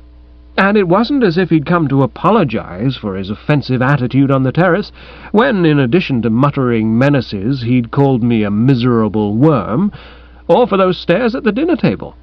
One glance at his face told me that. The first thing a chap who's come to apologize does is to weigh in with an ingratiating simper, and of this there was no sign. As a matter of fact, he seemed to me to be looking slightly more sinister than ever, and I found his aspect so forbidding that I dug up an ingratiating simper myself. I didn't suppose it would do much towards conciliating the blighter, but every little helps. "Oh, hello, Spode," I said affably. "Come on in. Is there something I can do for you?" Without replying, he walked to the cupboard, threw it open with a brusque twiddle, and glared into it. This done, he turned and eyed me still in that unchummy manner. "I thought Finknottle might be here." "He isn't." "So I see. Did you expect to find him in the cupboard?" "Yes." "Oh." There was a pause. "Any message I can give him if he turns up?" "Yes. You can tell him that I'm going to break his neck." "Break his beck?" "Yes. Are you deaf? Break his neck."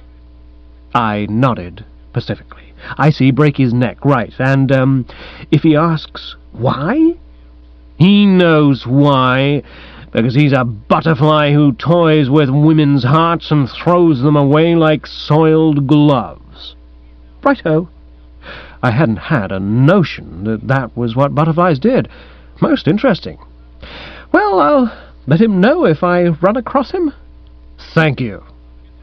He withdrew, slamming the door, and I sat musing on the odd way in which history repeats itself. I mean to say, the situation was almost identical with the one which had arisen some few months earlier at Brinkley, when young Tuppy Glossop had come to my room with a similar end in view. True, Tuppy, if I remembered rightly, had wanted to pull Gussie inside out and make him swallow himself, while Spode had spoken of breaking his neck, but the principle was the same. I saw what had happened, of course. It was a development which I had rather been anticipating. I hadn't forgotten what Gussie had told me earlier in the day about Spode informing him of his intention of leaving no stone unturned to dislocate his cervical vertebrae, should he ever do Madeline Bassett wrong. He had doubtless learned the facts from her over coffee, and was now setting out to put his policy into operation. As to what these facts were, I still had not the remotest. But it was evident from Spode's manner that they reflected little credit on Gussie. He must, I realized, have been making an ass of himself in a big way. A fearful situation, beyond a doubt, and if there'd been anything I could have done about it, I would have done the same without hesitation. But it seemed to me that I was helpless, and that nature must take its course. With a slight sigh, I resumed my goose-flesher, and was making fair progress with it, when a hollow voice said, "I say, Bertie," and I sat up, quivering in every limb. It was as if a family spectre had edged up and breathed down the back of my neck. Turning, I observed Augustus Finknottle appearing from under the bed. Owing to the fact that the shock had caused my tongue to get tangled up with my tonsils, inducing an unpleasant choking sensation, I found myself momentarily incapable of speech. All I was able to do was goggle at Gussie, and it was immediately evident to me as I did so that he'd been following the recent conversation closely. His whole demeanour was that of a man vividly conscious of being just about half a jump ahead of Roderick Spode. The hair was ruffled, the eyes wild, the nose twitching. A rabbit pursued by a weasel would have looked just the same, allowing, of course, for the fact that it wouldn't have been wearing tortoiseshell-rimmed spectacles. "That was a close call, Bertie," he said in a low, quivering voice. He crossed the room, giving a little at the knees. His face was a rather pretty greenish colour. "I think I'll lock the door, if you don't mind. He might come back. Why he didn't look under the bed, I can't imagine. I always thought these dictators were so thorough." I managed to get the tongue unhitched. "Never mind about beds and dictators. What's all this about, you and Madeline Bassett?" He winced. "Do you mind not talking about that?" "Yes, I do mind not talking about it. It's the only thing I want to talk about. What on earth has she broken off the engagement for? What did you do to her?" He winced again. I could see that I was probing an exposed nerve. It wasn't so much what I did to her, it was what I did to Stephanie Byng. "To Stiffy?" "Yes. What did you do to Stiffy?" He betrayed some embarrassment. As a matter of fact, mind you, I can see now that it was a mistake, but it seemed a good idea at the time. You see, the fact is—" "Get on with it." He pulled himself together with a visible effort. "Well, I wonder if you remember, Bertie, what we were saying up here before dinner about the possibility of her carrying that notebook on her person? I put forward the theory, if you recall, that it might be in her stocking, and I suggested, if you recollect, that one might ascertain—" I reeled. I had got the gist. "You didn't?" "Yes." "When?" Again that look of pain passed over his face. "Just before dinner. You remember we heard her singing folk songs in the drawing-room? I went down there, and there she was at the piano, all alone. At least I thought she was all alone. And it suddenly struck me that this would be an excellent opportunity to— What I didn't know, you see, was that Madeline, though invisible for the moment, was also present. She'd gone behind the screen in the corner to get a further supply of folk songs from the chest in which they are kept, and— Well, the long and the short of it is that just as I was— to cut a long story short, just as I was— how shall I put it? Just as I was, so to speak, getting on with it, she came and— you see what I mean? I mean, coming so soon after that, taking the fly out of this girl's eye in the stable-yard business, it wasn't easy to pass it off. As a matter of fact, I didn't pass it off. That's the whole story. How are you on knotting sheets, Bertie?" I couldn't follow what is known as the transition of thought. "Knotting sheets?" "I was thinking it over under the bed while you and Spode were chatting, and I came to the conclusion that the only thing to be done is for us to take the sheets off your bed and tie knots in them, and then you can lower me down from the window. They do it in books, and I have an idea I've seen it in the movies. Once outside, I can take your car and drive up to London. After that, my plans are uncertain. I may go to California." "California?" "It's 7,000 miles away. Spode would hardly come to California." I stared at him aghast. "You aren't going to do a bolt?" "Of course I'm going to do a bolt immediately. You heard what Spode said." "You aren't afraid of Spode?" "Yes, I am." "But you were saying yourself that he's a mere mass of beef and brawn, obviously slow on his feet." "I know, I remember, but that was when I thought he was after you. One's views change." "But, Gussie, pull yourself together. You can't just run away." "What else can I do?" "Why, stick around and try to effect a reconciliation. You haven't had a shot at pleading with the girl yet." "Yes, I have. I did it at dinner during the fish course. No good. She just gave me a cold look and made bread pills." I racked the bean. I was sure there must be an avenue somewhere waiting to be explored, and in about half a minute I spotted it. "What you've got to do," I said, "is to get that notebook. If you secured that book and showed it to Madeline, its contents would convince her that your motives in acting as you did towards Stiffy were not what she supposed, but pure to the last drop. She'd realize that your behavior was the outcome of, it's on the tip of my tongue, of a counsel of desperation. She would understand and forgive." For a moment a faint flicker of hope seemed to illumine his twisted features. "It's a thought," he agreed. "I believe you've got something there, Bertie. That's not a bad idea. It can't fail. Tu comprends, c'est tu pardonner. About sums it up." The flicker faded. "But how can I get the book? Where is it?" "It wasn't on her person?" I don't think so, though my investigations were in the circumstances necessarily cursory." "Then it's probably in her room."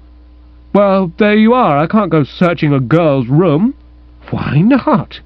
You see that book I was reading when you popped up? By an odd coincidence, I call it a coincidence, but probably these things are sent to us for a purpose, I'd just come to a bit where a gang had been doing that very thing. Do it now, Gussie. She's probably fixed in the drawing-room for the next hour or so." "As a matter of fact, she's gone to the village. The curate is giving an address on the Holy Land with coloured slides to the village mothers at the Working Men's Institute, and she's playing the piano accompaniment." "But even so, no, Bertie, I can't do it. It may be the right thing to do, and in fact I can see that it is the right thing to do, but I haven't the nerve. Suppose Spode came in and caught me." "Spode would hardly wander into a young girl's room." "I don't know so much. You can't form plans on any light-hearted assumption like that. I see him as a chap who wanders everywhere. No, my heart is broken, my future a blank, and there's nothing to be done but accept the fact and start knotting sheets. Let's get at it." "You don't knot any of my sheets." "But dash it, my life is at stake." "I don't care. I decline to be a party to this craven scooting." "Is this Bertie Wooster speaking?" "You said that before." "And I say it again, for the last time, Bertie. Will you lend me a couple of sheets and help knot them?" "No." "Then I shall just have to go off and hide somewhere till dawn when the milk train leaves. Goodbye, Bertie. You've disappointed me." "You've disappointed me. I thought you had guts." "I have, and I don't want Roderick Spode fooling about with them." He gave me another of those dying mute looks, and opened the door cautiously. A glance up and down the passage, having apparently satisfied him that it was, for the moment, Spodeless, he slipped out and was gone. And I returned to my book. It was the only thing I could think of that would keep me from sitting torturing myself with agonizing broodings. Presently I was aware that Jeeves was with me. I hadn't heard him come in, but you often don't with Jeeves. He just streams silently from spot A to spot B, like some gas. Chapter 7. I wouldn't say that Jeeves was actually smirking, but there was a definite look of quiet satisfaction on his face, and I suddenly remembered what this sickening scene with Gussie had caused me to forget, viz. That the last time I'd seen him, he'd been on his way to the telephone to ring up the secretary of the Junior Ganymede Club. I sprang to my feet eagerly. Unless I'd misread that look, he had something to report. "Did you connect with the sec, Jeeves?" "Yes, sir. I've just finished speaking to him." "And did he dish the dirt?" "He was most informative, sir." "Has Spode a secret?" "Yes, sir." I smote the trouser leg emotionally. "I should have known better than to doubt Aunt Dahlia. Aunts always know. It's a sort of intuition. Tell me all." "I fear I cannot do that, sir. The rules of the club regarding the dissemination of material recorded in the book are very rigid." "You mean your lips are sealed?" "Yes, sir." "Then what was the use of telephoning?" "It's only the details of the matter which I am precluded from mentioning, sir. I am at perfect liberty to tell you that it would greatly lessen Mr. Spode's potentiality for evil if you were to inform him that you know all about Eulalie, sir. Eulalie? Eulalie, sir. That would really put the stopper on him? Yes, sir. I pondered. It didn't sound much to go on. You're sure you can't go a bit deeper into the subject? Quite sure, sir. Were I to do so, it's probable that my resignation would be called for. Well, I wouldn't want that to happen, of course. I hated to think of a squad of butlers forming a hollow square while the committee snipped his buttons off. Still, you really are sure that if I look Spode in the eye and spring this gag, he'll be baffled? Let's get this quite clear. Suppose you're Spode, and I walk up to you and say, "Spode, I know all about Eulalie." That would make you wilt? Yes, sir. The subject of Eulalie, sir, is one which the gentleman occupying the position he does in the public eye would, I am convinced, be most reluctant to have ventilated. I practiced it for a bit. I walked up to the chest of drawers with my hands in my pockets and said, "Spode, I know all about Eulalie." I tried it again, waggling my finger this time. I then had a go with folded arms, and I must say it still didn't sound too convincing. However, I told myself that Jeeves always knew. Well, if you say so, Jeeves, then the first thing I'd better do is find Gussie and give him this life-saving information. Sir? Well, of course you don't know anything about that, do you? I must tell you, Jeeves, that since we last met, the plot has thickened again. Were you aware that Spode has long loved Miss Bassett? No, sir. Well, such is the case. The happiness of Miss Bassett is very dear to Spode, and now that her engagement has gone phut for reasons highly discreditable to the male contracting party, he wants to break Gussie's neck. Indeed, sir. I assure you. He was in here just now speaking of it, and Gussie, who happened to be under the bed at the time, heard him, with the result that he now talks of getting out of the window and going to California, which, of course, would be fatal. It's imperative that he stays on and tries to effect a reconciliation. Yes, sir. He can't effect a reconciliation if he's in California. No, sir. So I must go and try and find him. Though, mark you, I doubt if he'll be easily found at this point in his career. He is probably on the roof, wondering how he can pull it up after him. My misgivings were proved abundantly justified. I searched the house assiduously, but there were no signs of him. Somewhere, no doubt, Totley Towers hid Augustus Finknottle, but it kept its secret well. Eventually I gave it up and returned to my room, and stab my vitals if the first thing I beheld on entering wasn't the man in person. He was standing by the bed, knotting sheets. The fact that he had his back to the door and that the carpet was soft kept him from being aware of my entry till I spoke. My "Hey!"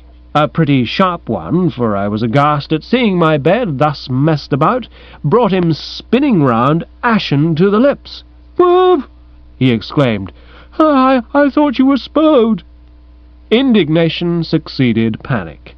He gave me a hard stare. The eyes behind the spectacles were cold. He looked like an annoyed turbot. "What do you mean, you blasted Wooster?" he demanded. "By sneaking up on a fellow and saying 'hey' like that, you might have given me heart failure." "And what do you mean, you blighted Finknottle?" I demanded in my turn, "by mucking up my bed linen after I specifically forbade it? You have sheets of your own. Go and knot those." "How can I? Spode is sitting on my bed." "He is?" "Certainly he is, waiting for me. I went there after I left you, and there he was.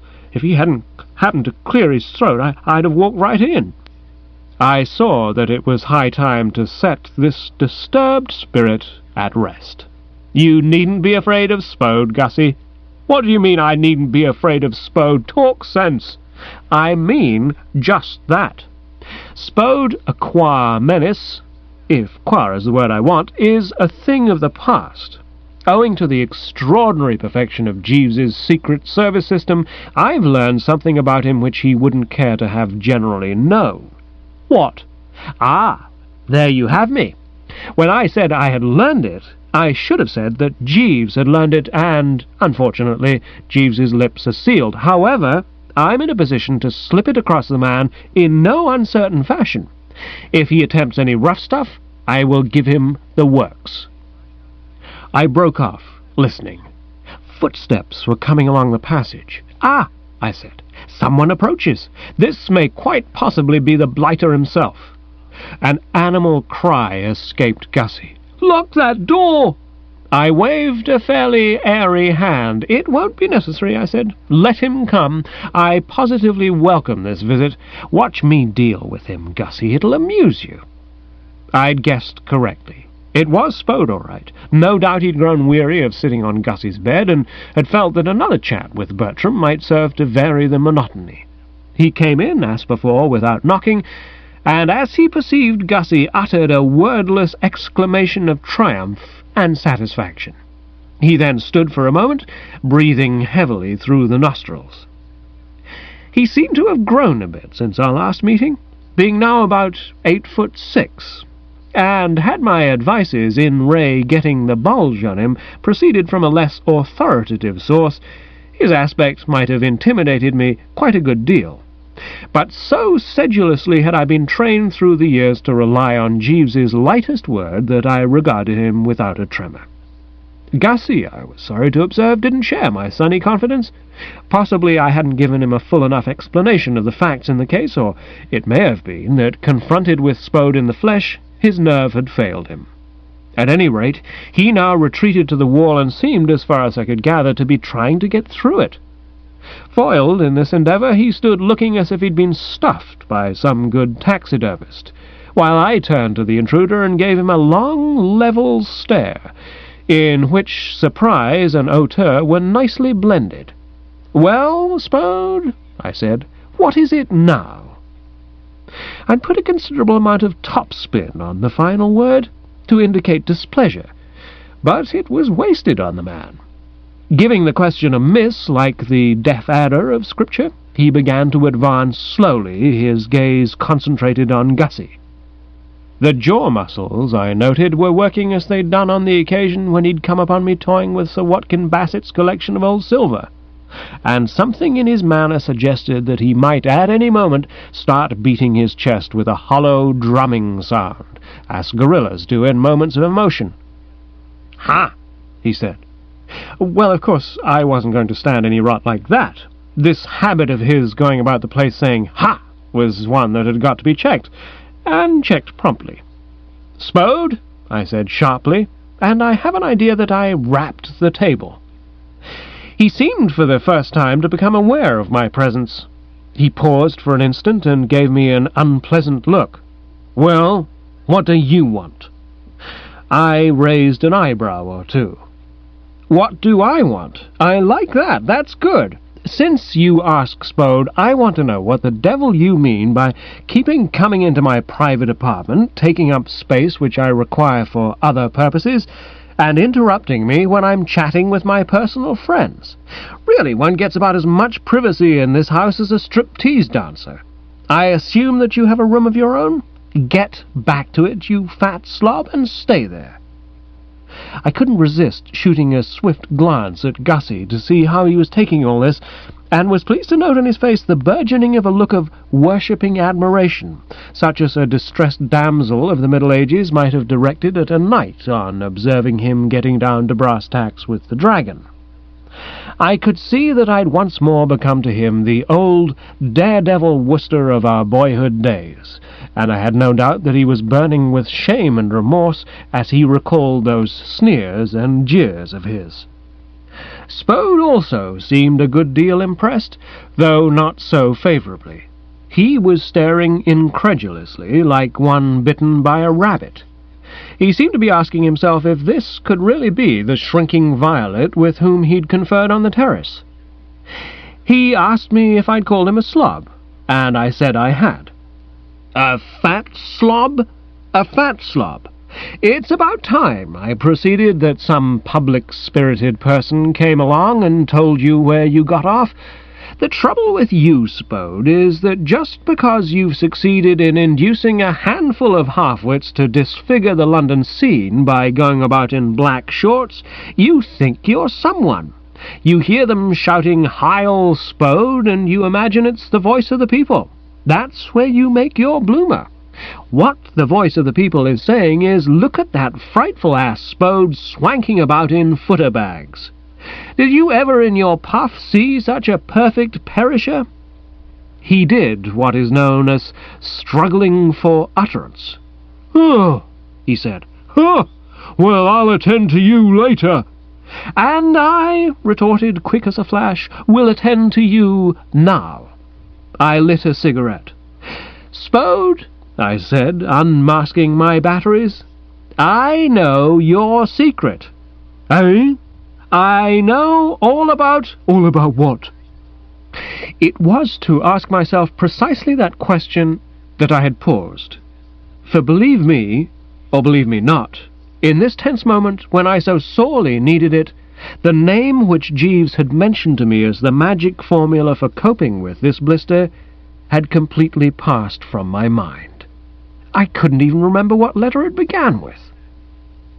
It's an extraordinary thing about names. You've probably noticed it yourself.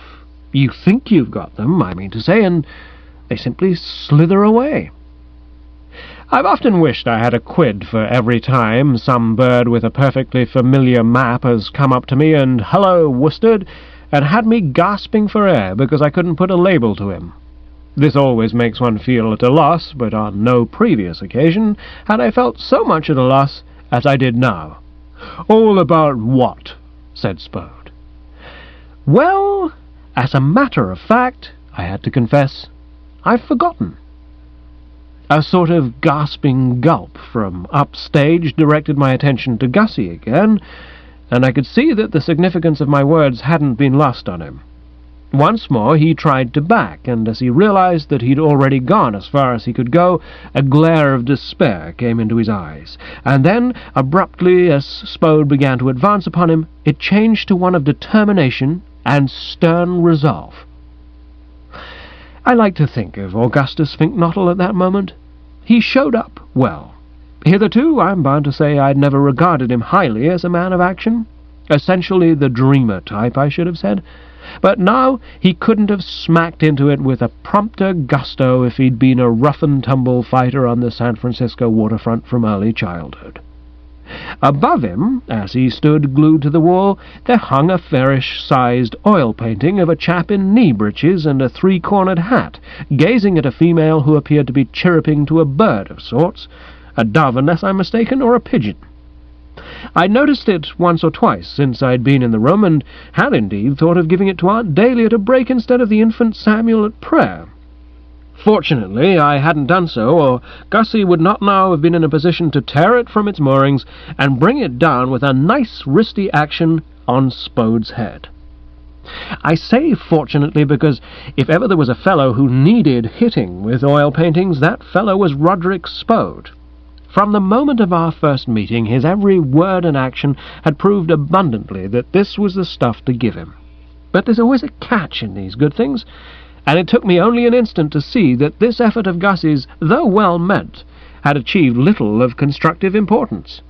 What he should have done, of course, was to hold the picture sideways so as to get the best out of the stout frame, instead of which he'd used the flat of the weapon, and Spode came through the canvas like a circus rider going through a paper hoop. In other words, what had promised to be a decisive blow had turned out to be merely what Jeeves would call a gesture. It did, however, divert Spode from his purpose for a few seconds. He stood there blinking, with the thing round his neck like a ruff, and the pause was sufficient to enable me to get action. Give us a lead, make it quite clear to us that the party has warmed up, and that from now on anything goes, and we Woosters do not hang back. There was a sheet lying on the bed where Gussie had dropped it when disturbed at his knotting, and to snatch this up and envelop Spode in it was with me the work of a moment. It's a long time since I studied the subject, and before committing myself definitely I should have to consult Jeeves, but I have an idea that ancient Roman gladiators used to do much the same sort of thing in the arena, and were rather well thought of it in consequence. I suppose a man who's been hit over the head with a picture of a girl chirruping to a pigeon and almost immediately afterwards enmeshed in a sheet can never really retain the cool, intelligent outlook. Any friend of Spode's with his interests at heart would have advised him at this juncture to keep quite still and not stir till he'd come out of the cocoon. Only thus, in a terrain so liberally studded with chairs and things, could a perler have been avoided. He did not do this. Hearing the rushing sound caused by Gussie exiting, he made a leap in its general direction and took the inevitable toss. At the moment when Gussie, moving well, passed through the door, he was on the ground, more inextricably entangled than ever. My own friends, advising me, would undoubtedly have recommended an immediate departure at this point, and looking back I can see that where I went wrong was in pausing to hit the bulge which, from the remarks that were coming through at that spot, I took to be Spode's head, with a china vase that stood on the mantelpiece not far from where the infant Samuel had been. It was a strategical error. I got home all right, and the vase broke into a dozen pieces, which was all to the good, for the more of the property of a man like Sir Watkin Bassett that was destroyed, the better. But the action of dealing this buffet caused me to overbalance. The next moment, a hand coming out from under the sheet had grabbed my coat. It was a serious disaster, of course, and one which might well have caused a lesser man to feel that it was no use going on struggling. But the whole point about the Woosters, as I have had occasion to remark before, is that they're not lesser men. They keep their heads, they think quickly, and they act quickly. Napoleon was the same. I've mentioned that at the moment when I was preparing to inform Spode that I knew his secret, I'd lighted a cigarette. This cigarette in its holder was still between my lips. Hastily removing it, I pressed the glowing end on the ham-like hand which was impeding my getaway. The results were thoroughly gratifying. You would have thought that the trend of recent events would have put Roderick Spode in a frame of mind to expect anything and be ready for it. But this simple maneuver found him unprepared. With a sharp cry of anguish, he released the coat, and I delayed no longer. Bertram Wooster is a man who knows when and when not to be among those present. When Bertram Wooster sees a lion in his path, he ducks down a side street. I was off at an impressive speed, and would no doubt have crossed the threshold with a burst which would have clipped a second or two off Gussie's time, had I not experienced a head-on collision with a solid body which happened to be entering at the moment.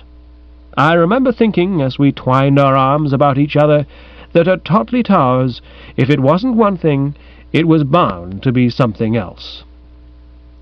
I fancy it was the scent of eau de cologne that still clung to her temples that enabled me to identify this solid body as that of Aunt Dahlia, though even without it the rich hunting-field expletive which burst from her lips would have put me on the right track.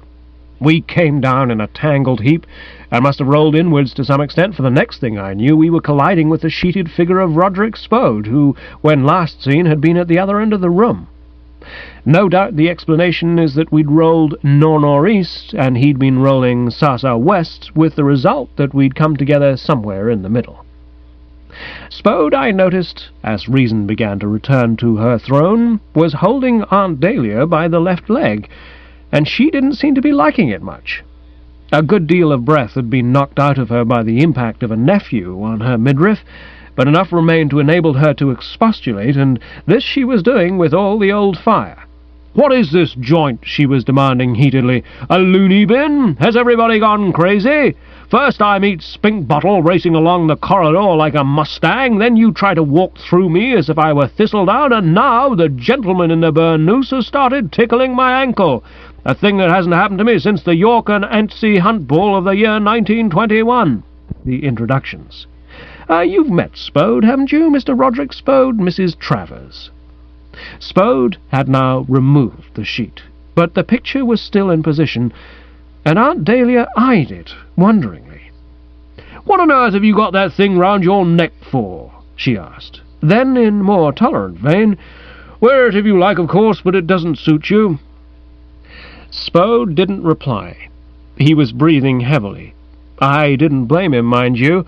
In his place I'd have done the same, but the sound wasn't agreeable, and I wished he wouldn't. He was also gazing at me intently, and I wished he wouldn't do that either. His face was flushed, his eyes were bulging, and one had the odd illusion that his hair was standing on end, like quills upon the fretful porpentine, as Jeeves once put it, when describing to me the reactions of balmy Fotheringay Phipps on seeing a dead snip, on which he invested largely, come in 6th in the procession at the Newmarket spring meeting. I remember once, during a temporary rift with Jeeves, engaging a man from the registry office to serve me in his stead, and he hadn't been with me a week when he got blotto one night and set fire to the house and tried to slice me up with a carving knife. Said he wanted to see the colour of my insides, of all bizarre ideas, and until this moment I'd always looked on that episode as the most trying in my experience. I now saw that it must be ranked second. This bird of whom I speak was a simple, untutored soul, and Spode, a man of good education and upbringing, but it was plain that there was one point at which their souls touched. I don't suppose they would have seen eye to eye on any other subject you could have brought up, but in the matter of wanting to see the colour of my insides, their minds ran on parallel lines.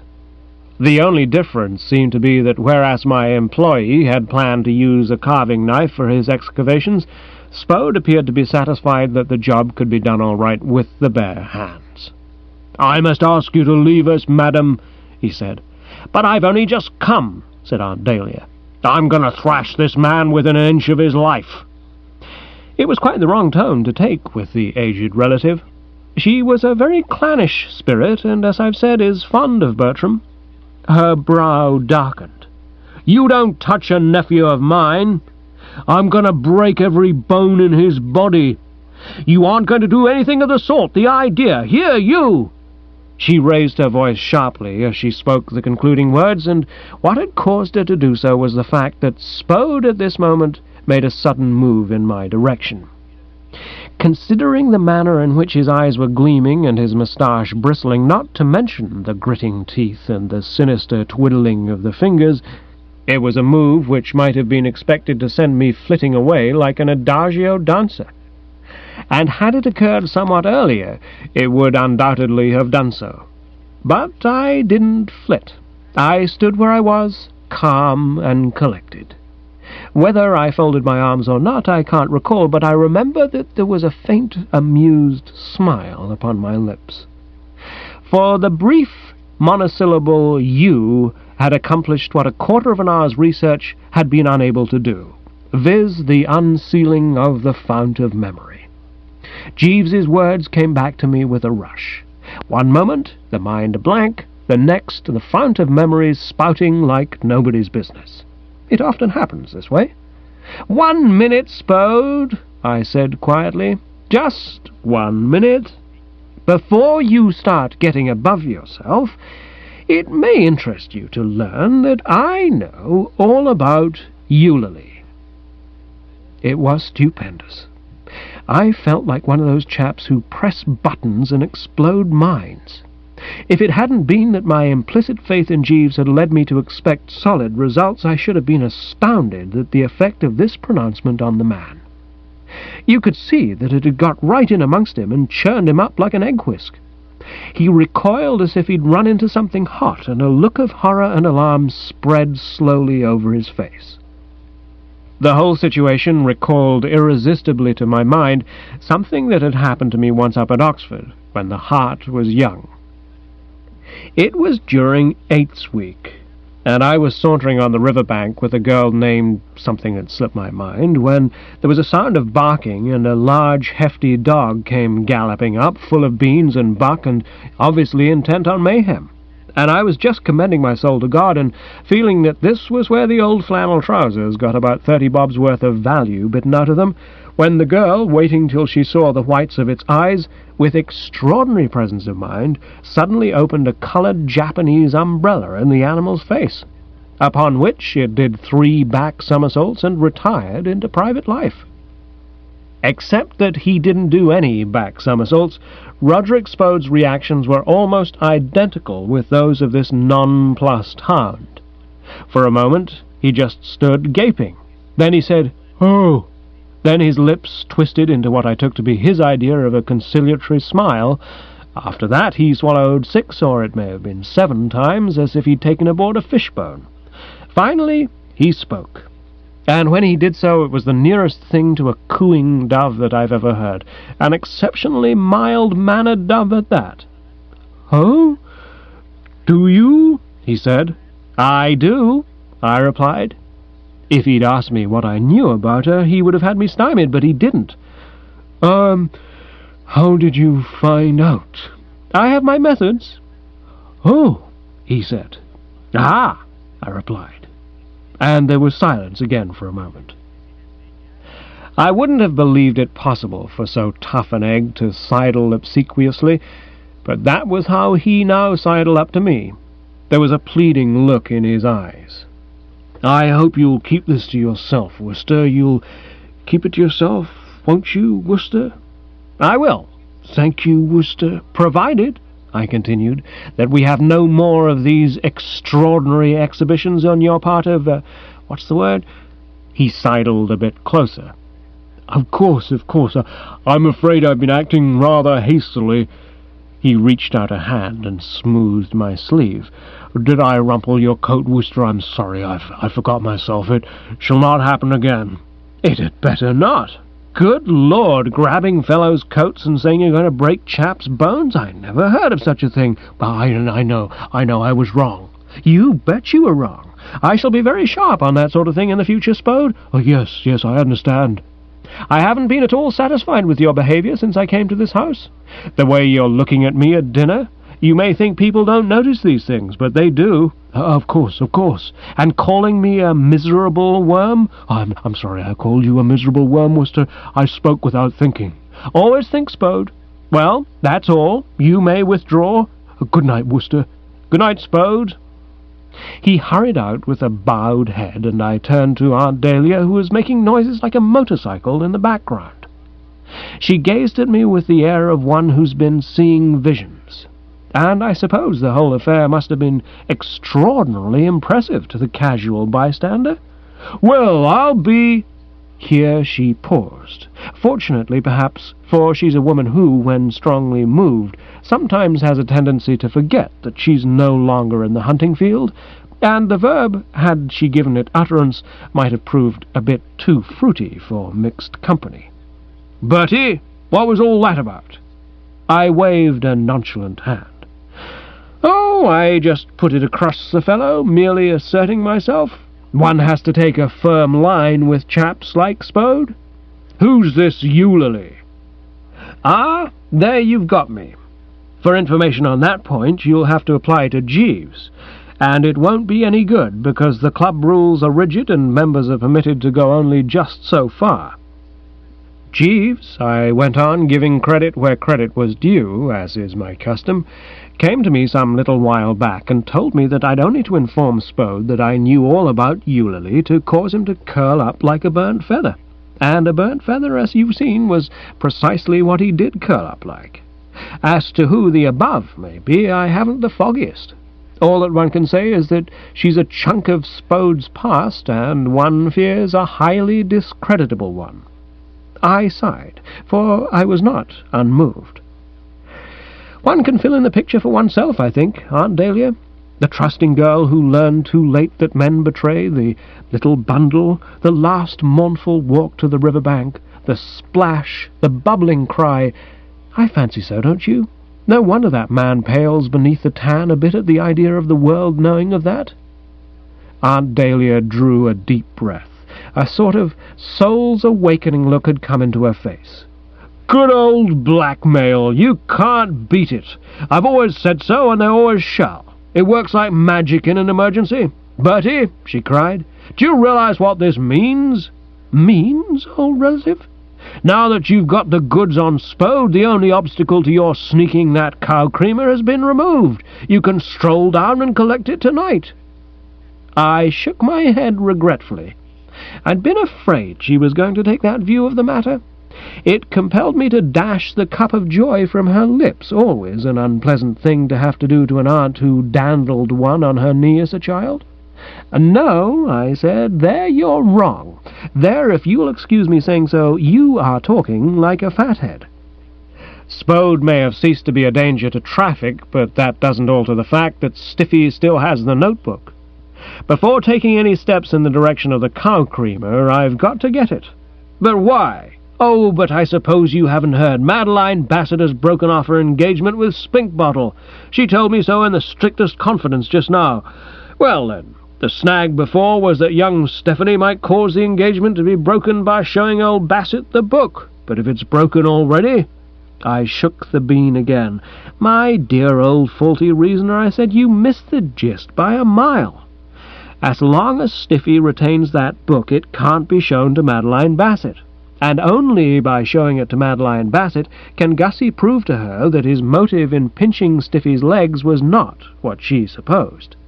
And only by proving to her that his motive was not what she supposed can he square himself and effect a reconciliation. And only if he squares himself and effects a reconciliation can I avoid the distasteful necessity of having to marry this bally Bassett myself. No, I repeat, before doing anything else, I've got to have that book.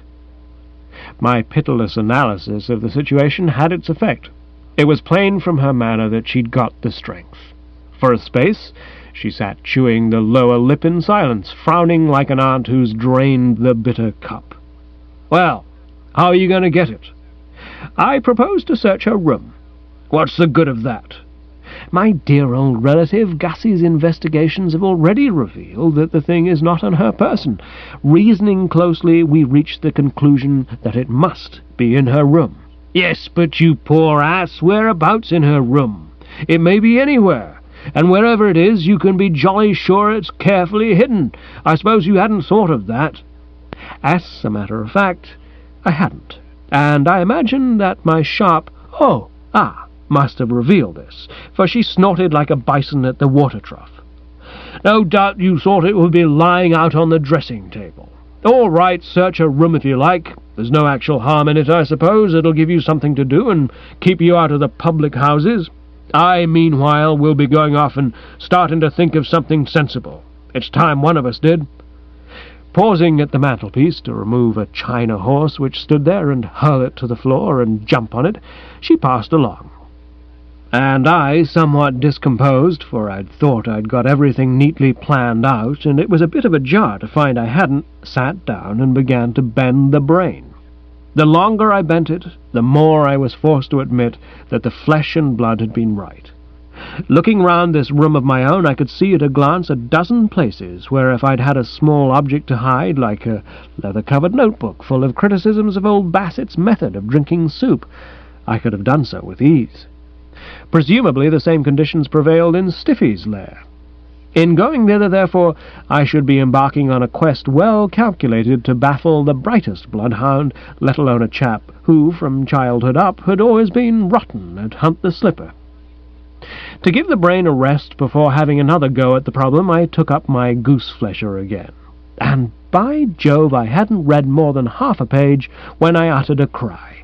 I'd come upon a significant passage. "Jeeves," I said, addressing him as he entered a moment later, "I've come upon a significant passage." "Sir?" I saw that I'd been too abrupt, and that footnotes would be required. "In this thriller I'm reading," I explained. "But wait, before showing it to you, I'd like to pay you a stately tribute on the accuracy of your information, Ray Spode. A hearty vote of thanks, Jeeves. You said the name of Eulalie would make him wilt, and it did. Spode qua menace." "It is qua." "Yes, sir, quite correct." I thought so. Well, Spode qua menace is a spent egg. He's cropped out and ceased to function." "That is very gratifying, sir." "Most. But we're still faced by this Beecher's Brook that young Stiffy continues in possession of the notebook. That notebook, Jeeves, must be located and re-snitched before we're free to move in any other direction. Aunt Dahlia has just left in despondent mood, because while she concedes that the damned thing is almost certainly concealed in the little Pimple's sleeping quarters, she sees no hope of fingers being able to be laid upon it. She says it may be anywhere, and is undoubtedly carefully hidden." "That is the difficulty, sir." "Quite. But that's where the significant passage comes in. It points the way and sets the feet upon the right path. I'll read it to you. The detective is speaking to his pal, and the "they" refers to some bounders at present unidentified who've been ransacking a girl's room hoping to find the missing jewels. Listen attentively, Jeeves. They seem to have looked everywhere, my dear Postlethwaite, except in the one place where they might have expected to find something. Amateurs, Postlethwaite, rank amateurs. They never thought of the top of the cupboard, the thing any experienced crook thinks of at once, because, note carefully what follows, because he knows it's every woman's favourite hiding place. I eyed him keenly. You see the profound significance of that, Jeeves? If I interpret your meaning aright, sir, you are suggesting that Mr. Finknottle's notebook may be concealed at the top of the cupboard in Miss Bing's apartment. Not may, Jeeves, must. I don't see how it can be concealed anywhere else but. That detective is no fool. If he says a thing is so, it is so. I have the utmost confidence in the fellow, and am prepared to follow his lead without question. But surely, sir, you're not proposing— Yes, I am. I'm going to do it immediately. Stiffy has gone to the Working Men's Institute and won't be back for ages. It's absurd to suppose that a gaggle of village mothers are going to be sated with coloured slides of the Holy Land, plus piano accompaniment, in anything under 2 hours. So now's the time to operate while the coast is clear. Gird up your loins, Jeeves, and accompany me. Well, really, sir. And don't say, well, really, sir. I've had occasion to rebuke you before for this habit of yours of saying, well, really, sir, in a soupy sort of voice when I indicate some strategic line of action. What I want from you is less of the well, really, sir, and more of the buckling to spirit. Think feudally, Jeeves. Do you know Stiffy's room? Yes, sir. Then ho for it. I can't say, despite the courageous dash which I had exhibited in the above slab of dialogue, that it was in any too bobbish a frame of mind that I made my way to our destination. In fact, the nearer I got, the less bobbish I felt. It had been just the same the time I allowed myself to be argued by Roberta Wickham into going and puncturing that hot water bottle. I hate these surreptitious prowlings. Bertram Wooster is a man who likes to go through the world with his chin up and both feet on the ground, not to sneak about on tiptoe with his spine tying itself into reefer knots. It was precisely because I'd anticipated some such reaction that I'd been so anxious that Jeeves should accompany me and lend moral support, and I found myself wishing that he'd buck up and lend a bit more than he was doing. Willing service and selfless cooperation were what I'd hoped for, and he wasn't giving me them. His manner from the very start betrayed an aloof disapproval. He seemed to be disassociating himself entirely from the proceedings, and I resented it. Owing to this aloofness on his part and this resentment on mine, we made the journey in silence. And it was in silence that we entered the room and switched on the light. The first impression I received on giving the apartment the once-over was that for a young shrimp of her shaky moral outlook, Stiffy had been done pretty well in the matter of sleeping accommodation. Totley Towers was one of those country houses which had been built at a time when people planning a little nest had the idea that a bedroom wasn't a bedroom unless you could give an informal dance for about 50 couples in it. And this sanctum could have accommodated a dozen Stiffies. In the rays of the small electric light up in the ceiling, the bally thing seems to stretch for miles in every direction, and the thought that if that detective hadn't called his shots correctly, Gussie's notebook might be concealed anywhere in these great spaces was a chilling one. I was standing there, hoping for the best, when my meditations were broken in upon by an odd, gargling sort of noise, something like static, and something like distant thunder, and, to cut a long story short, this proved to proceed from the larynx of the dog Bartholomew. He was standing on the bed, stropping his front paws on the coverlet, and so easy was it to read the message in his eyes that we acted like two minds with but a single thought. At the exact moment when I soared like an eagle onto the chest of drawers, Jeeves was skimming like a swallow onto the top of the cupboard.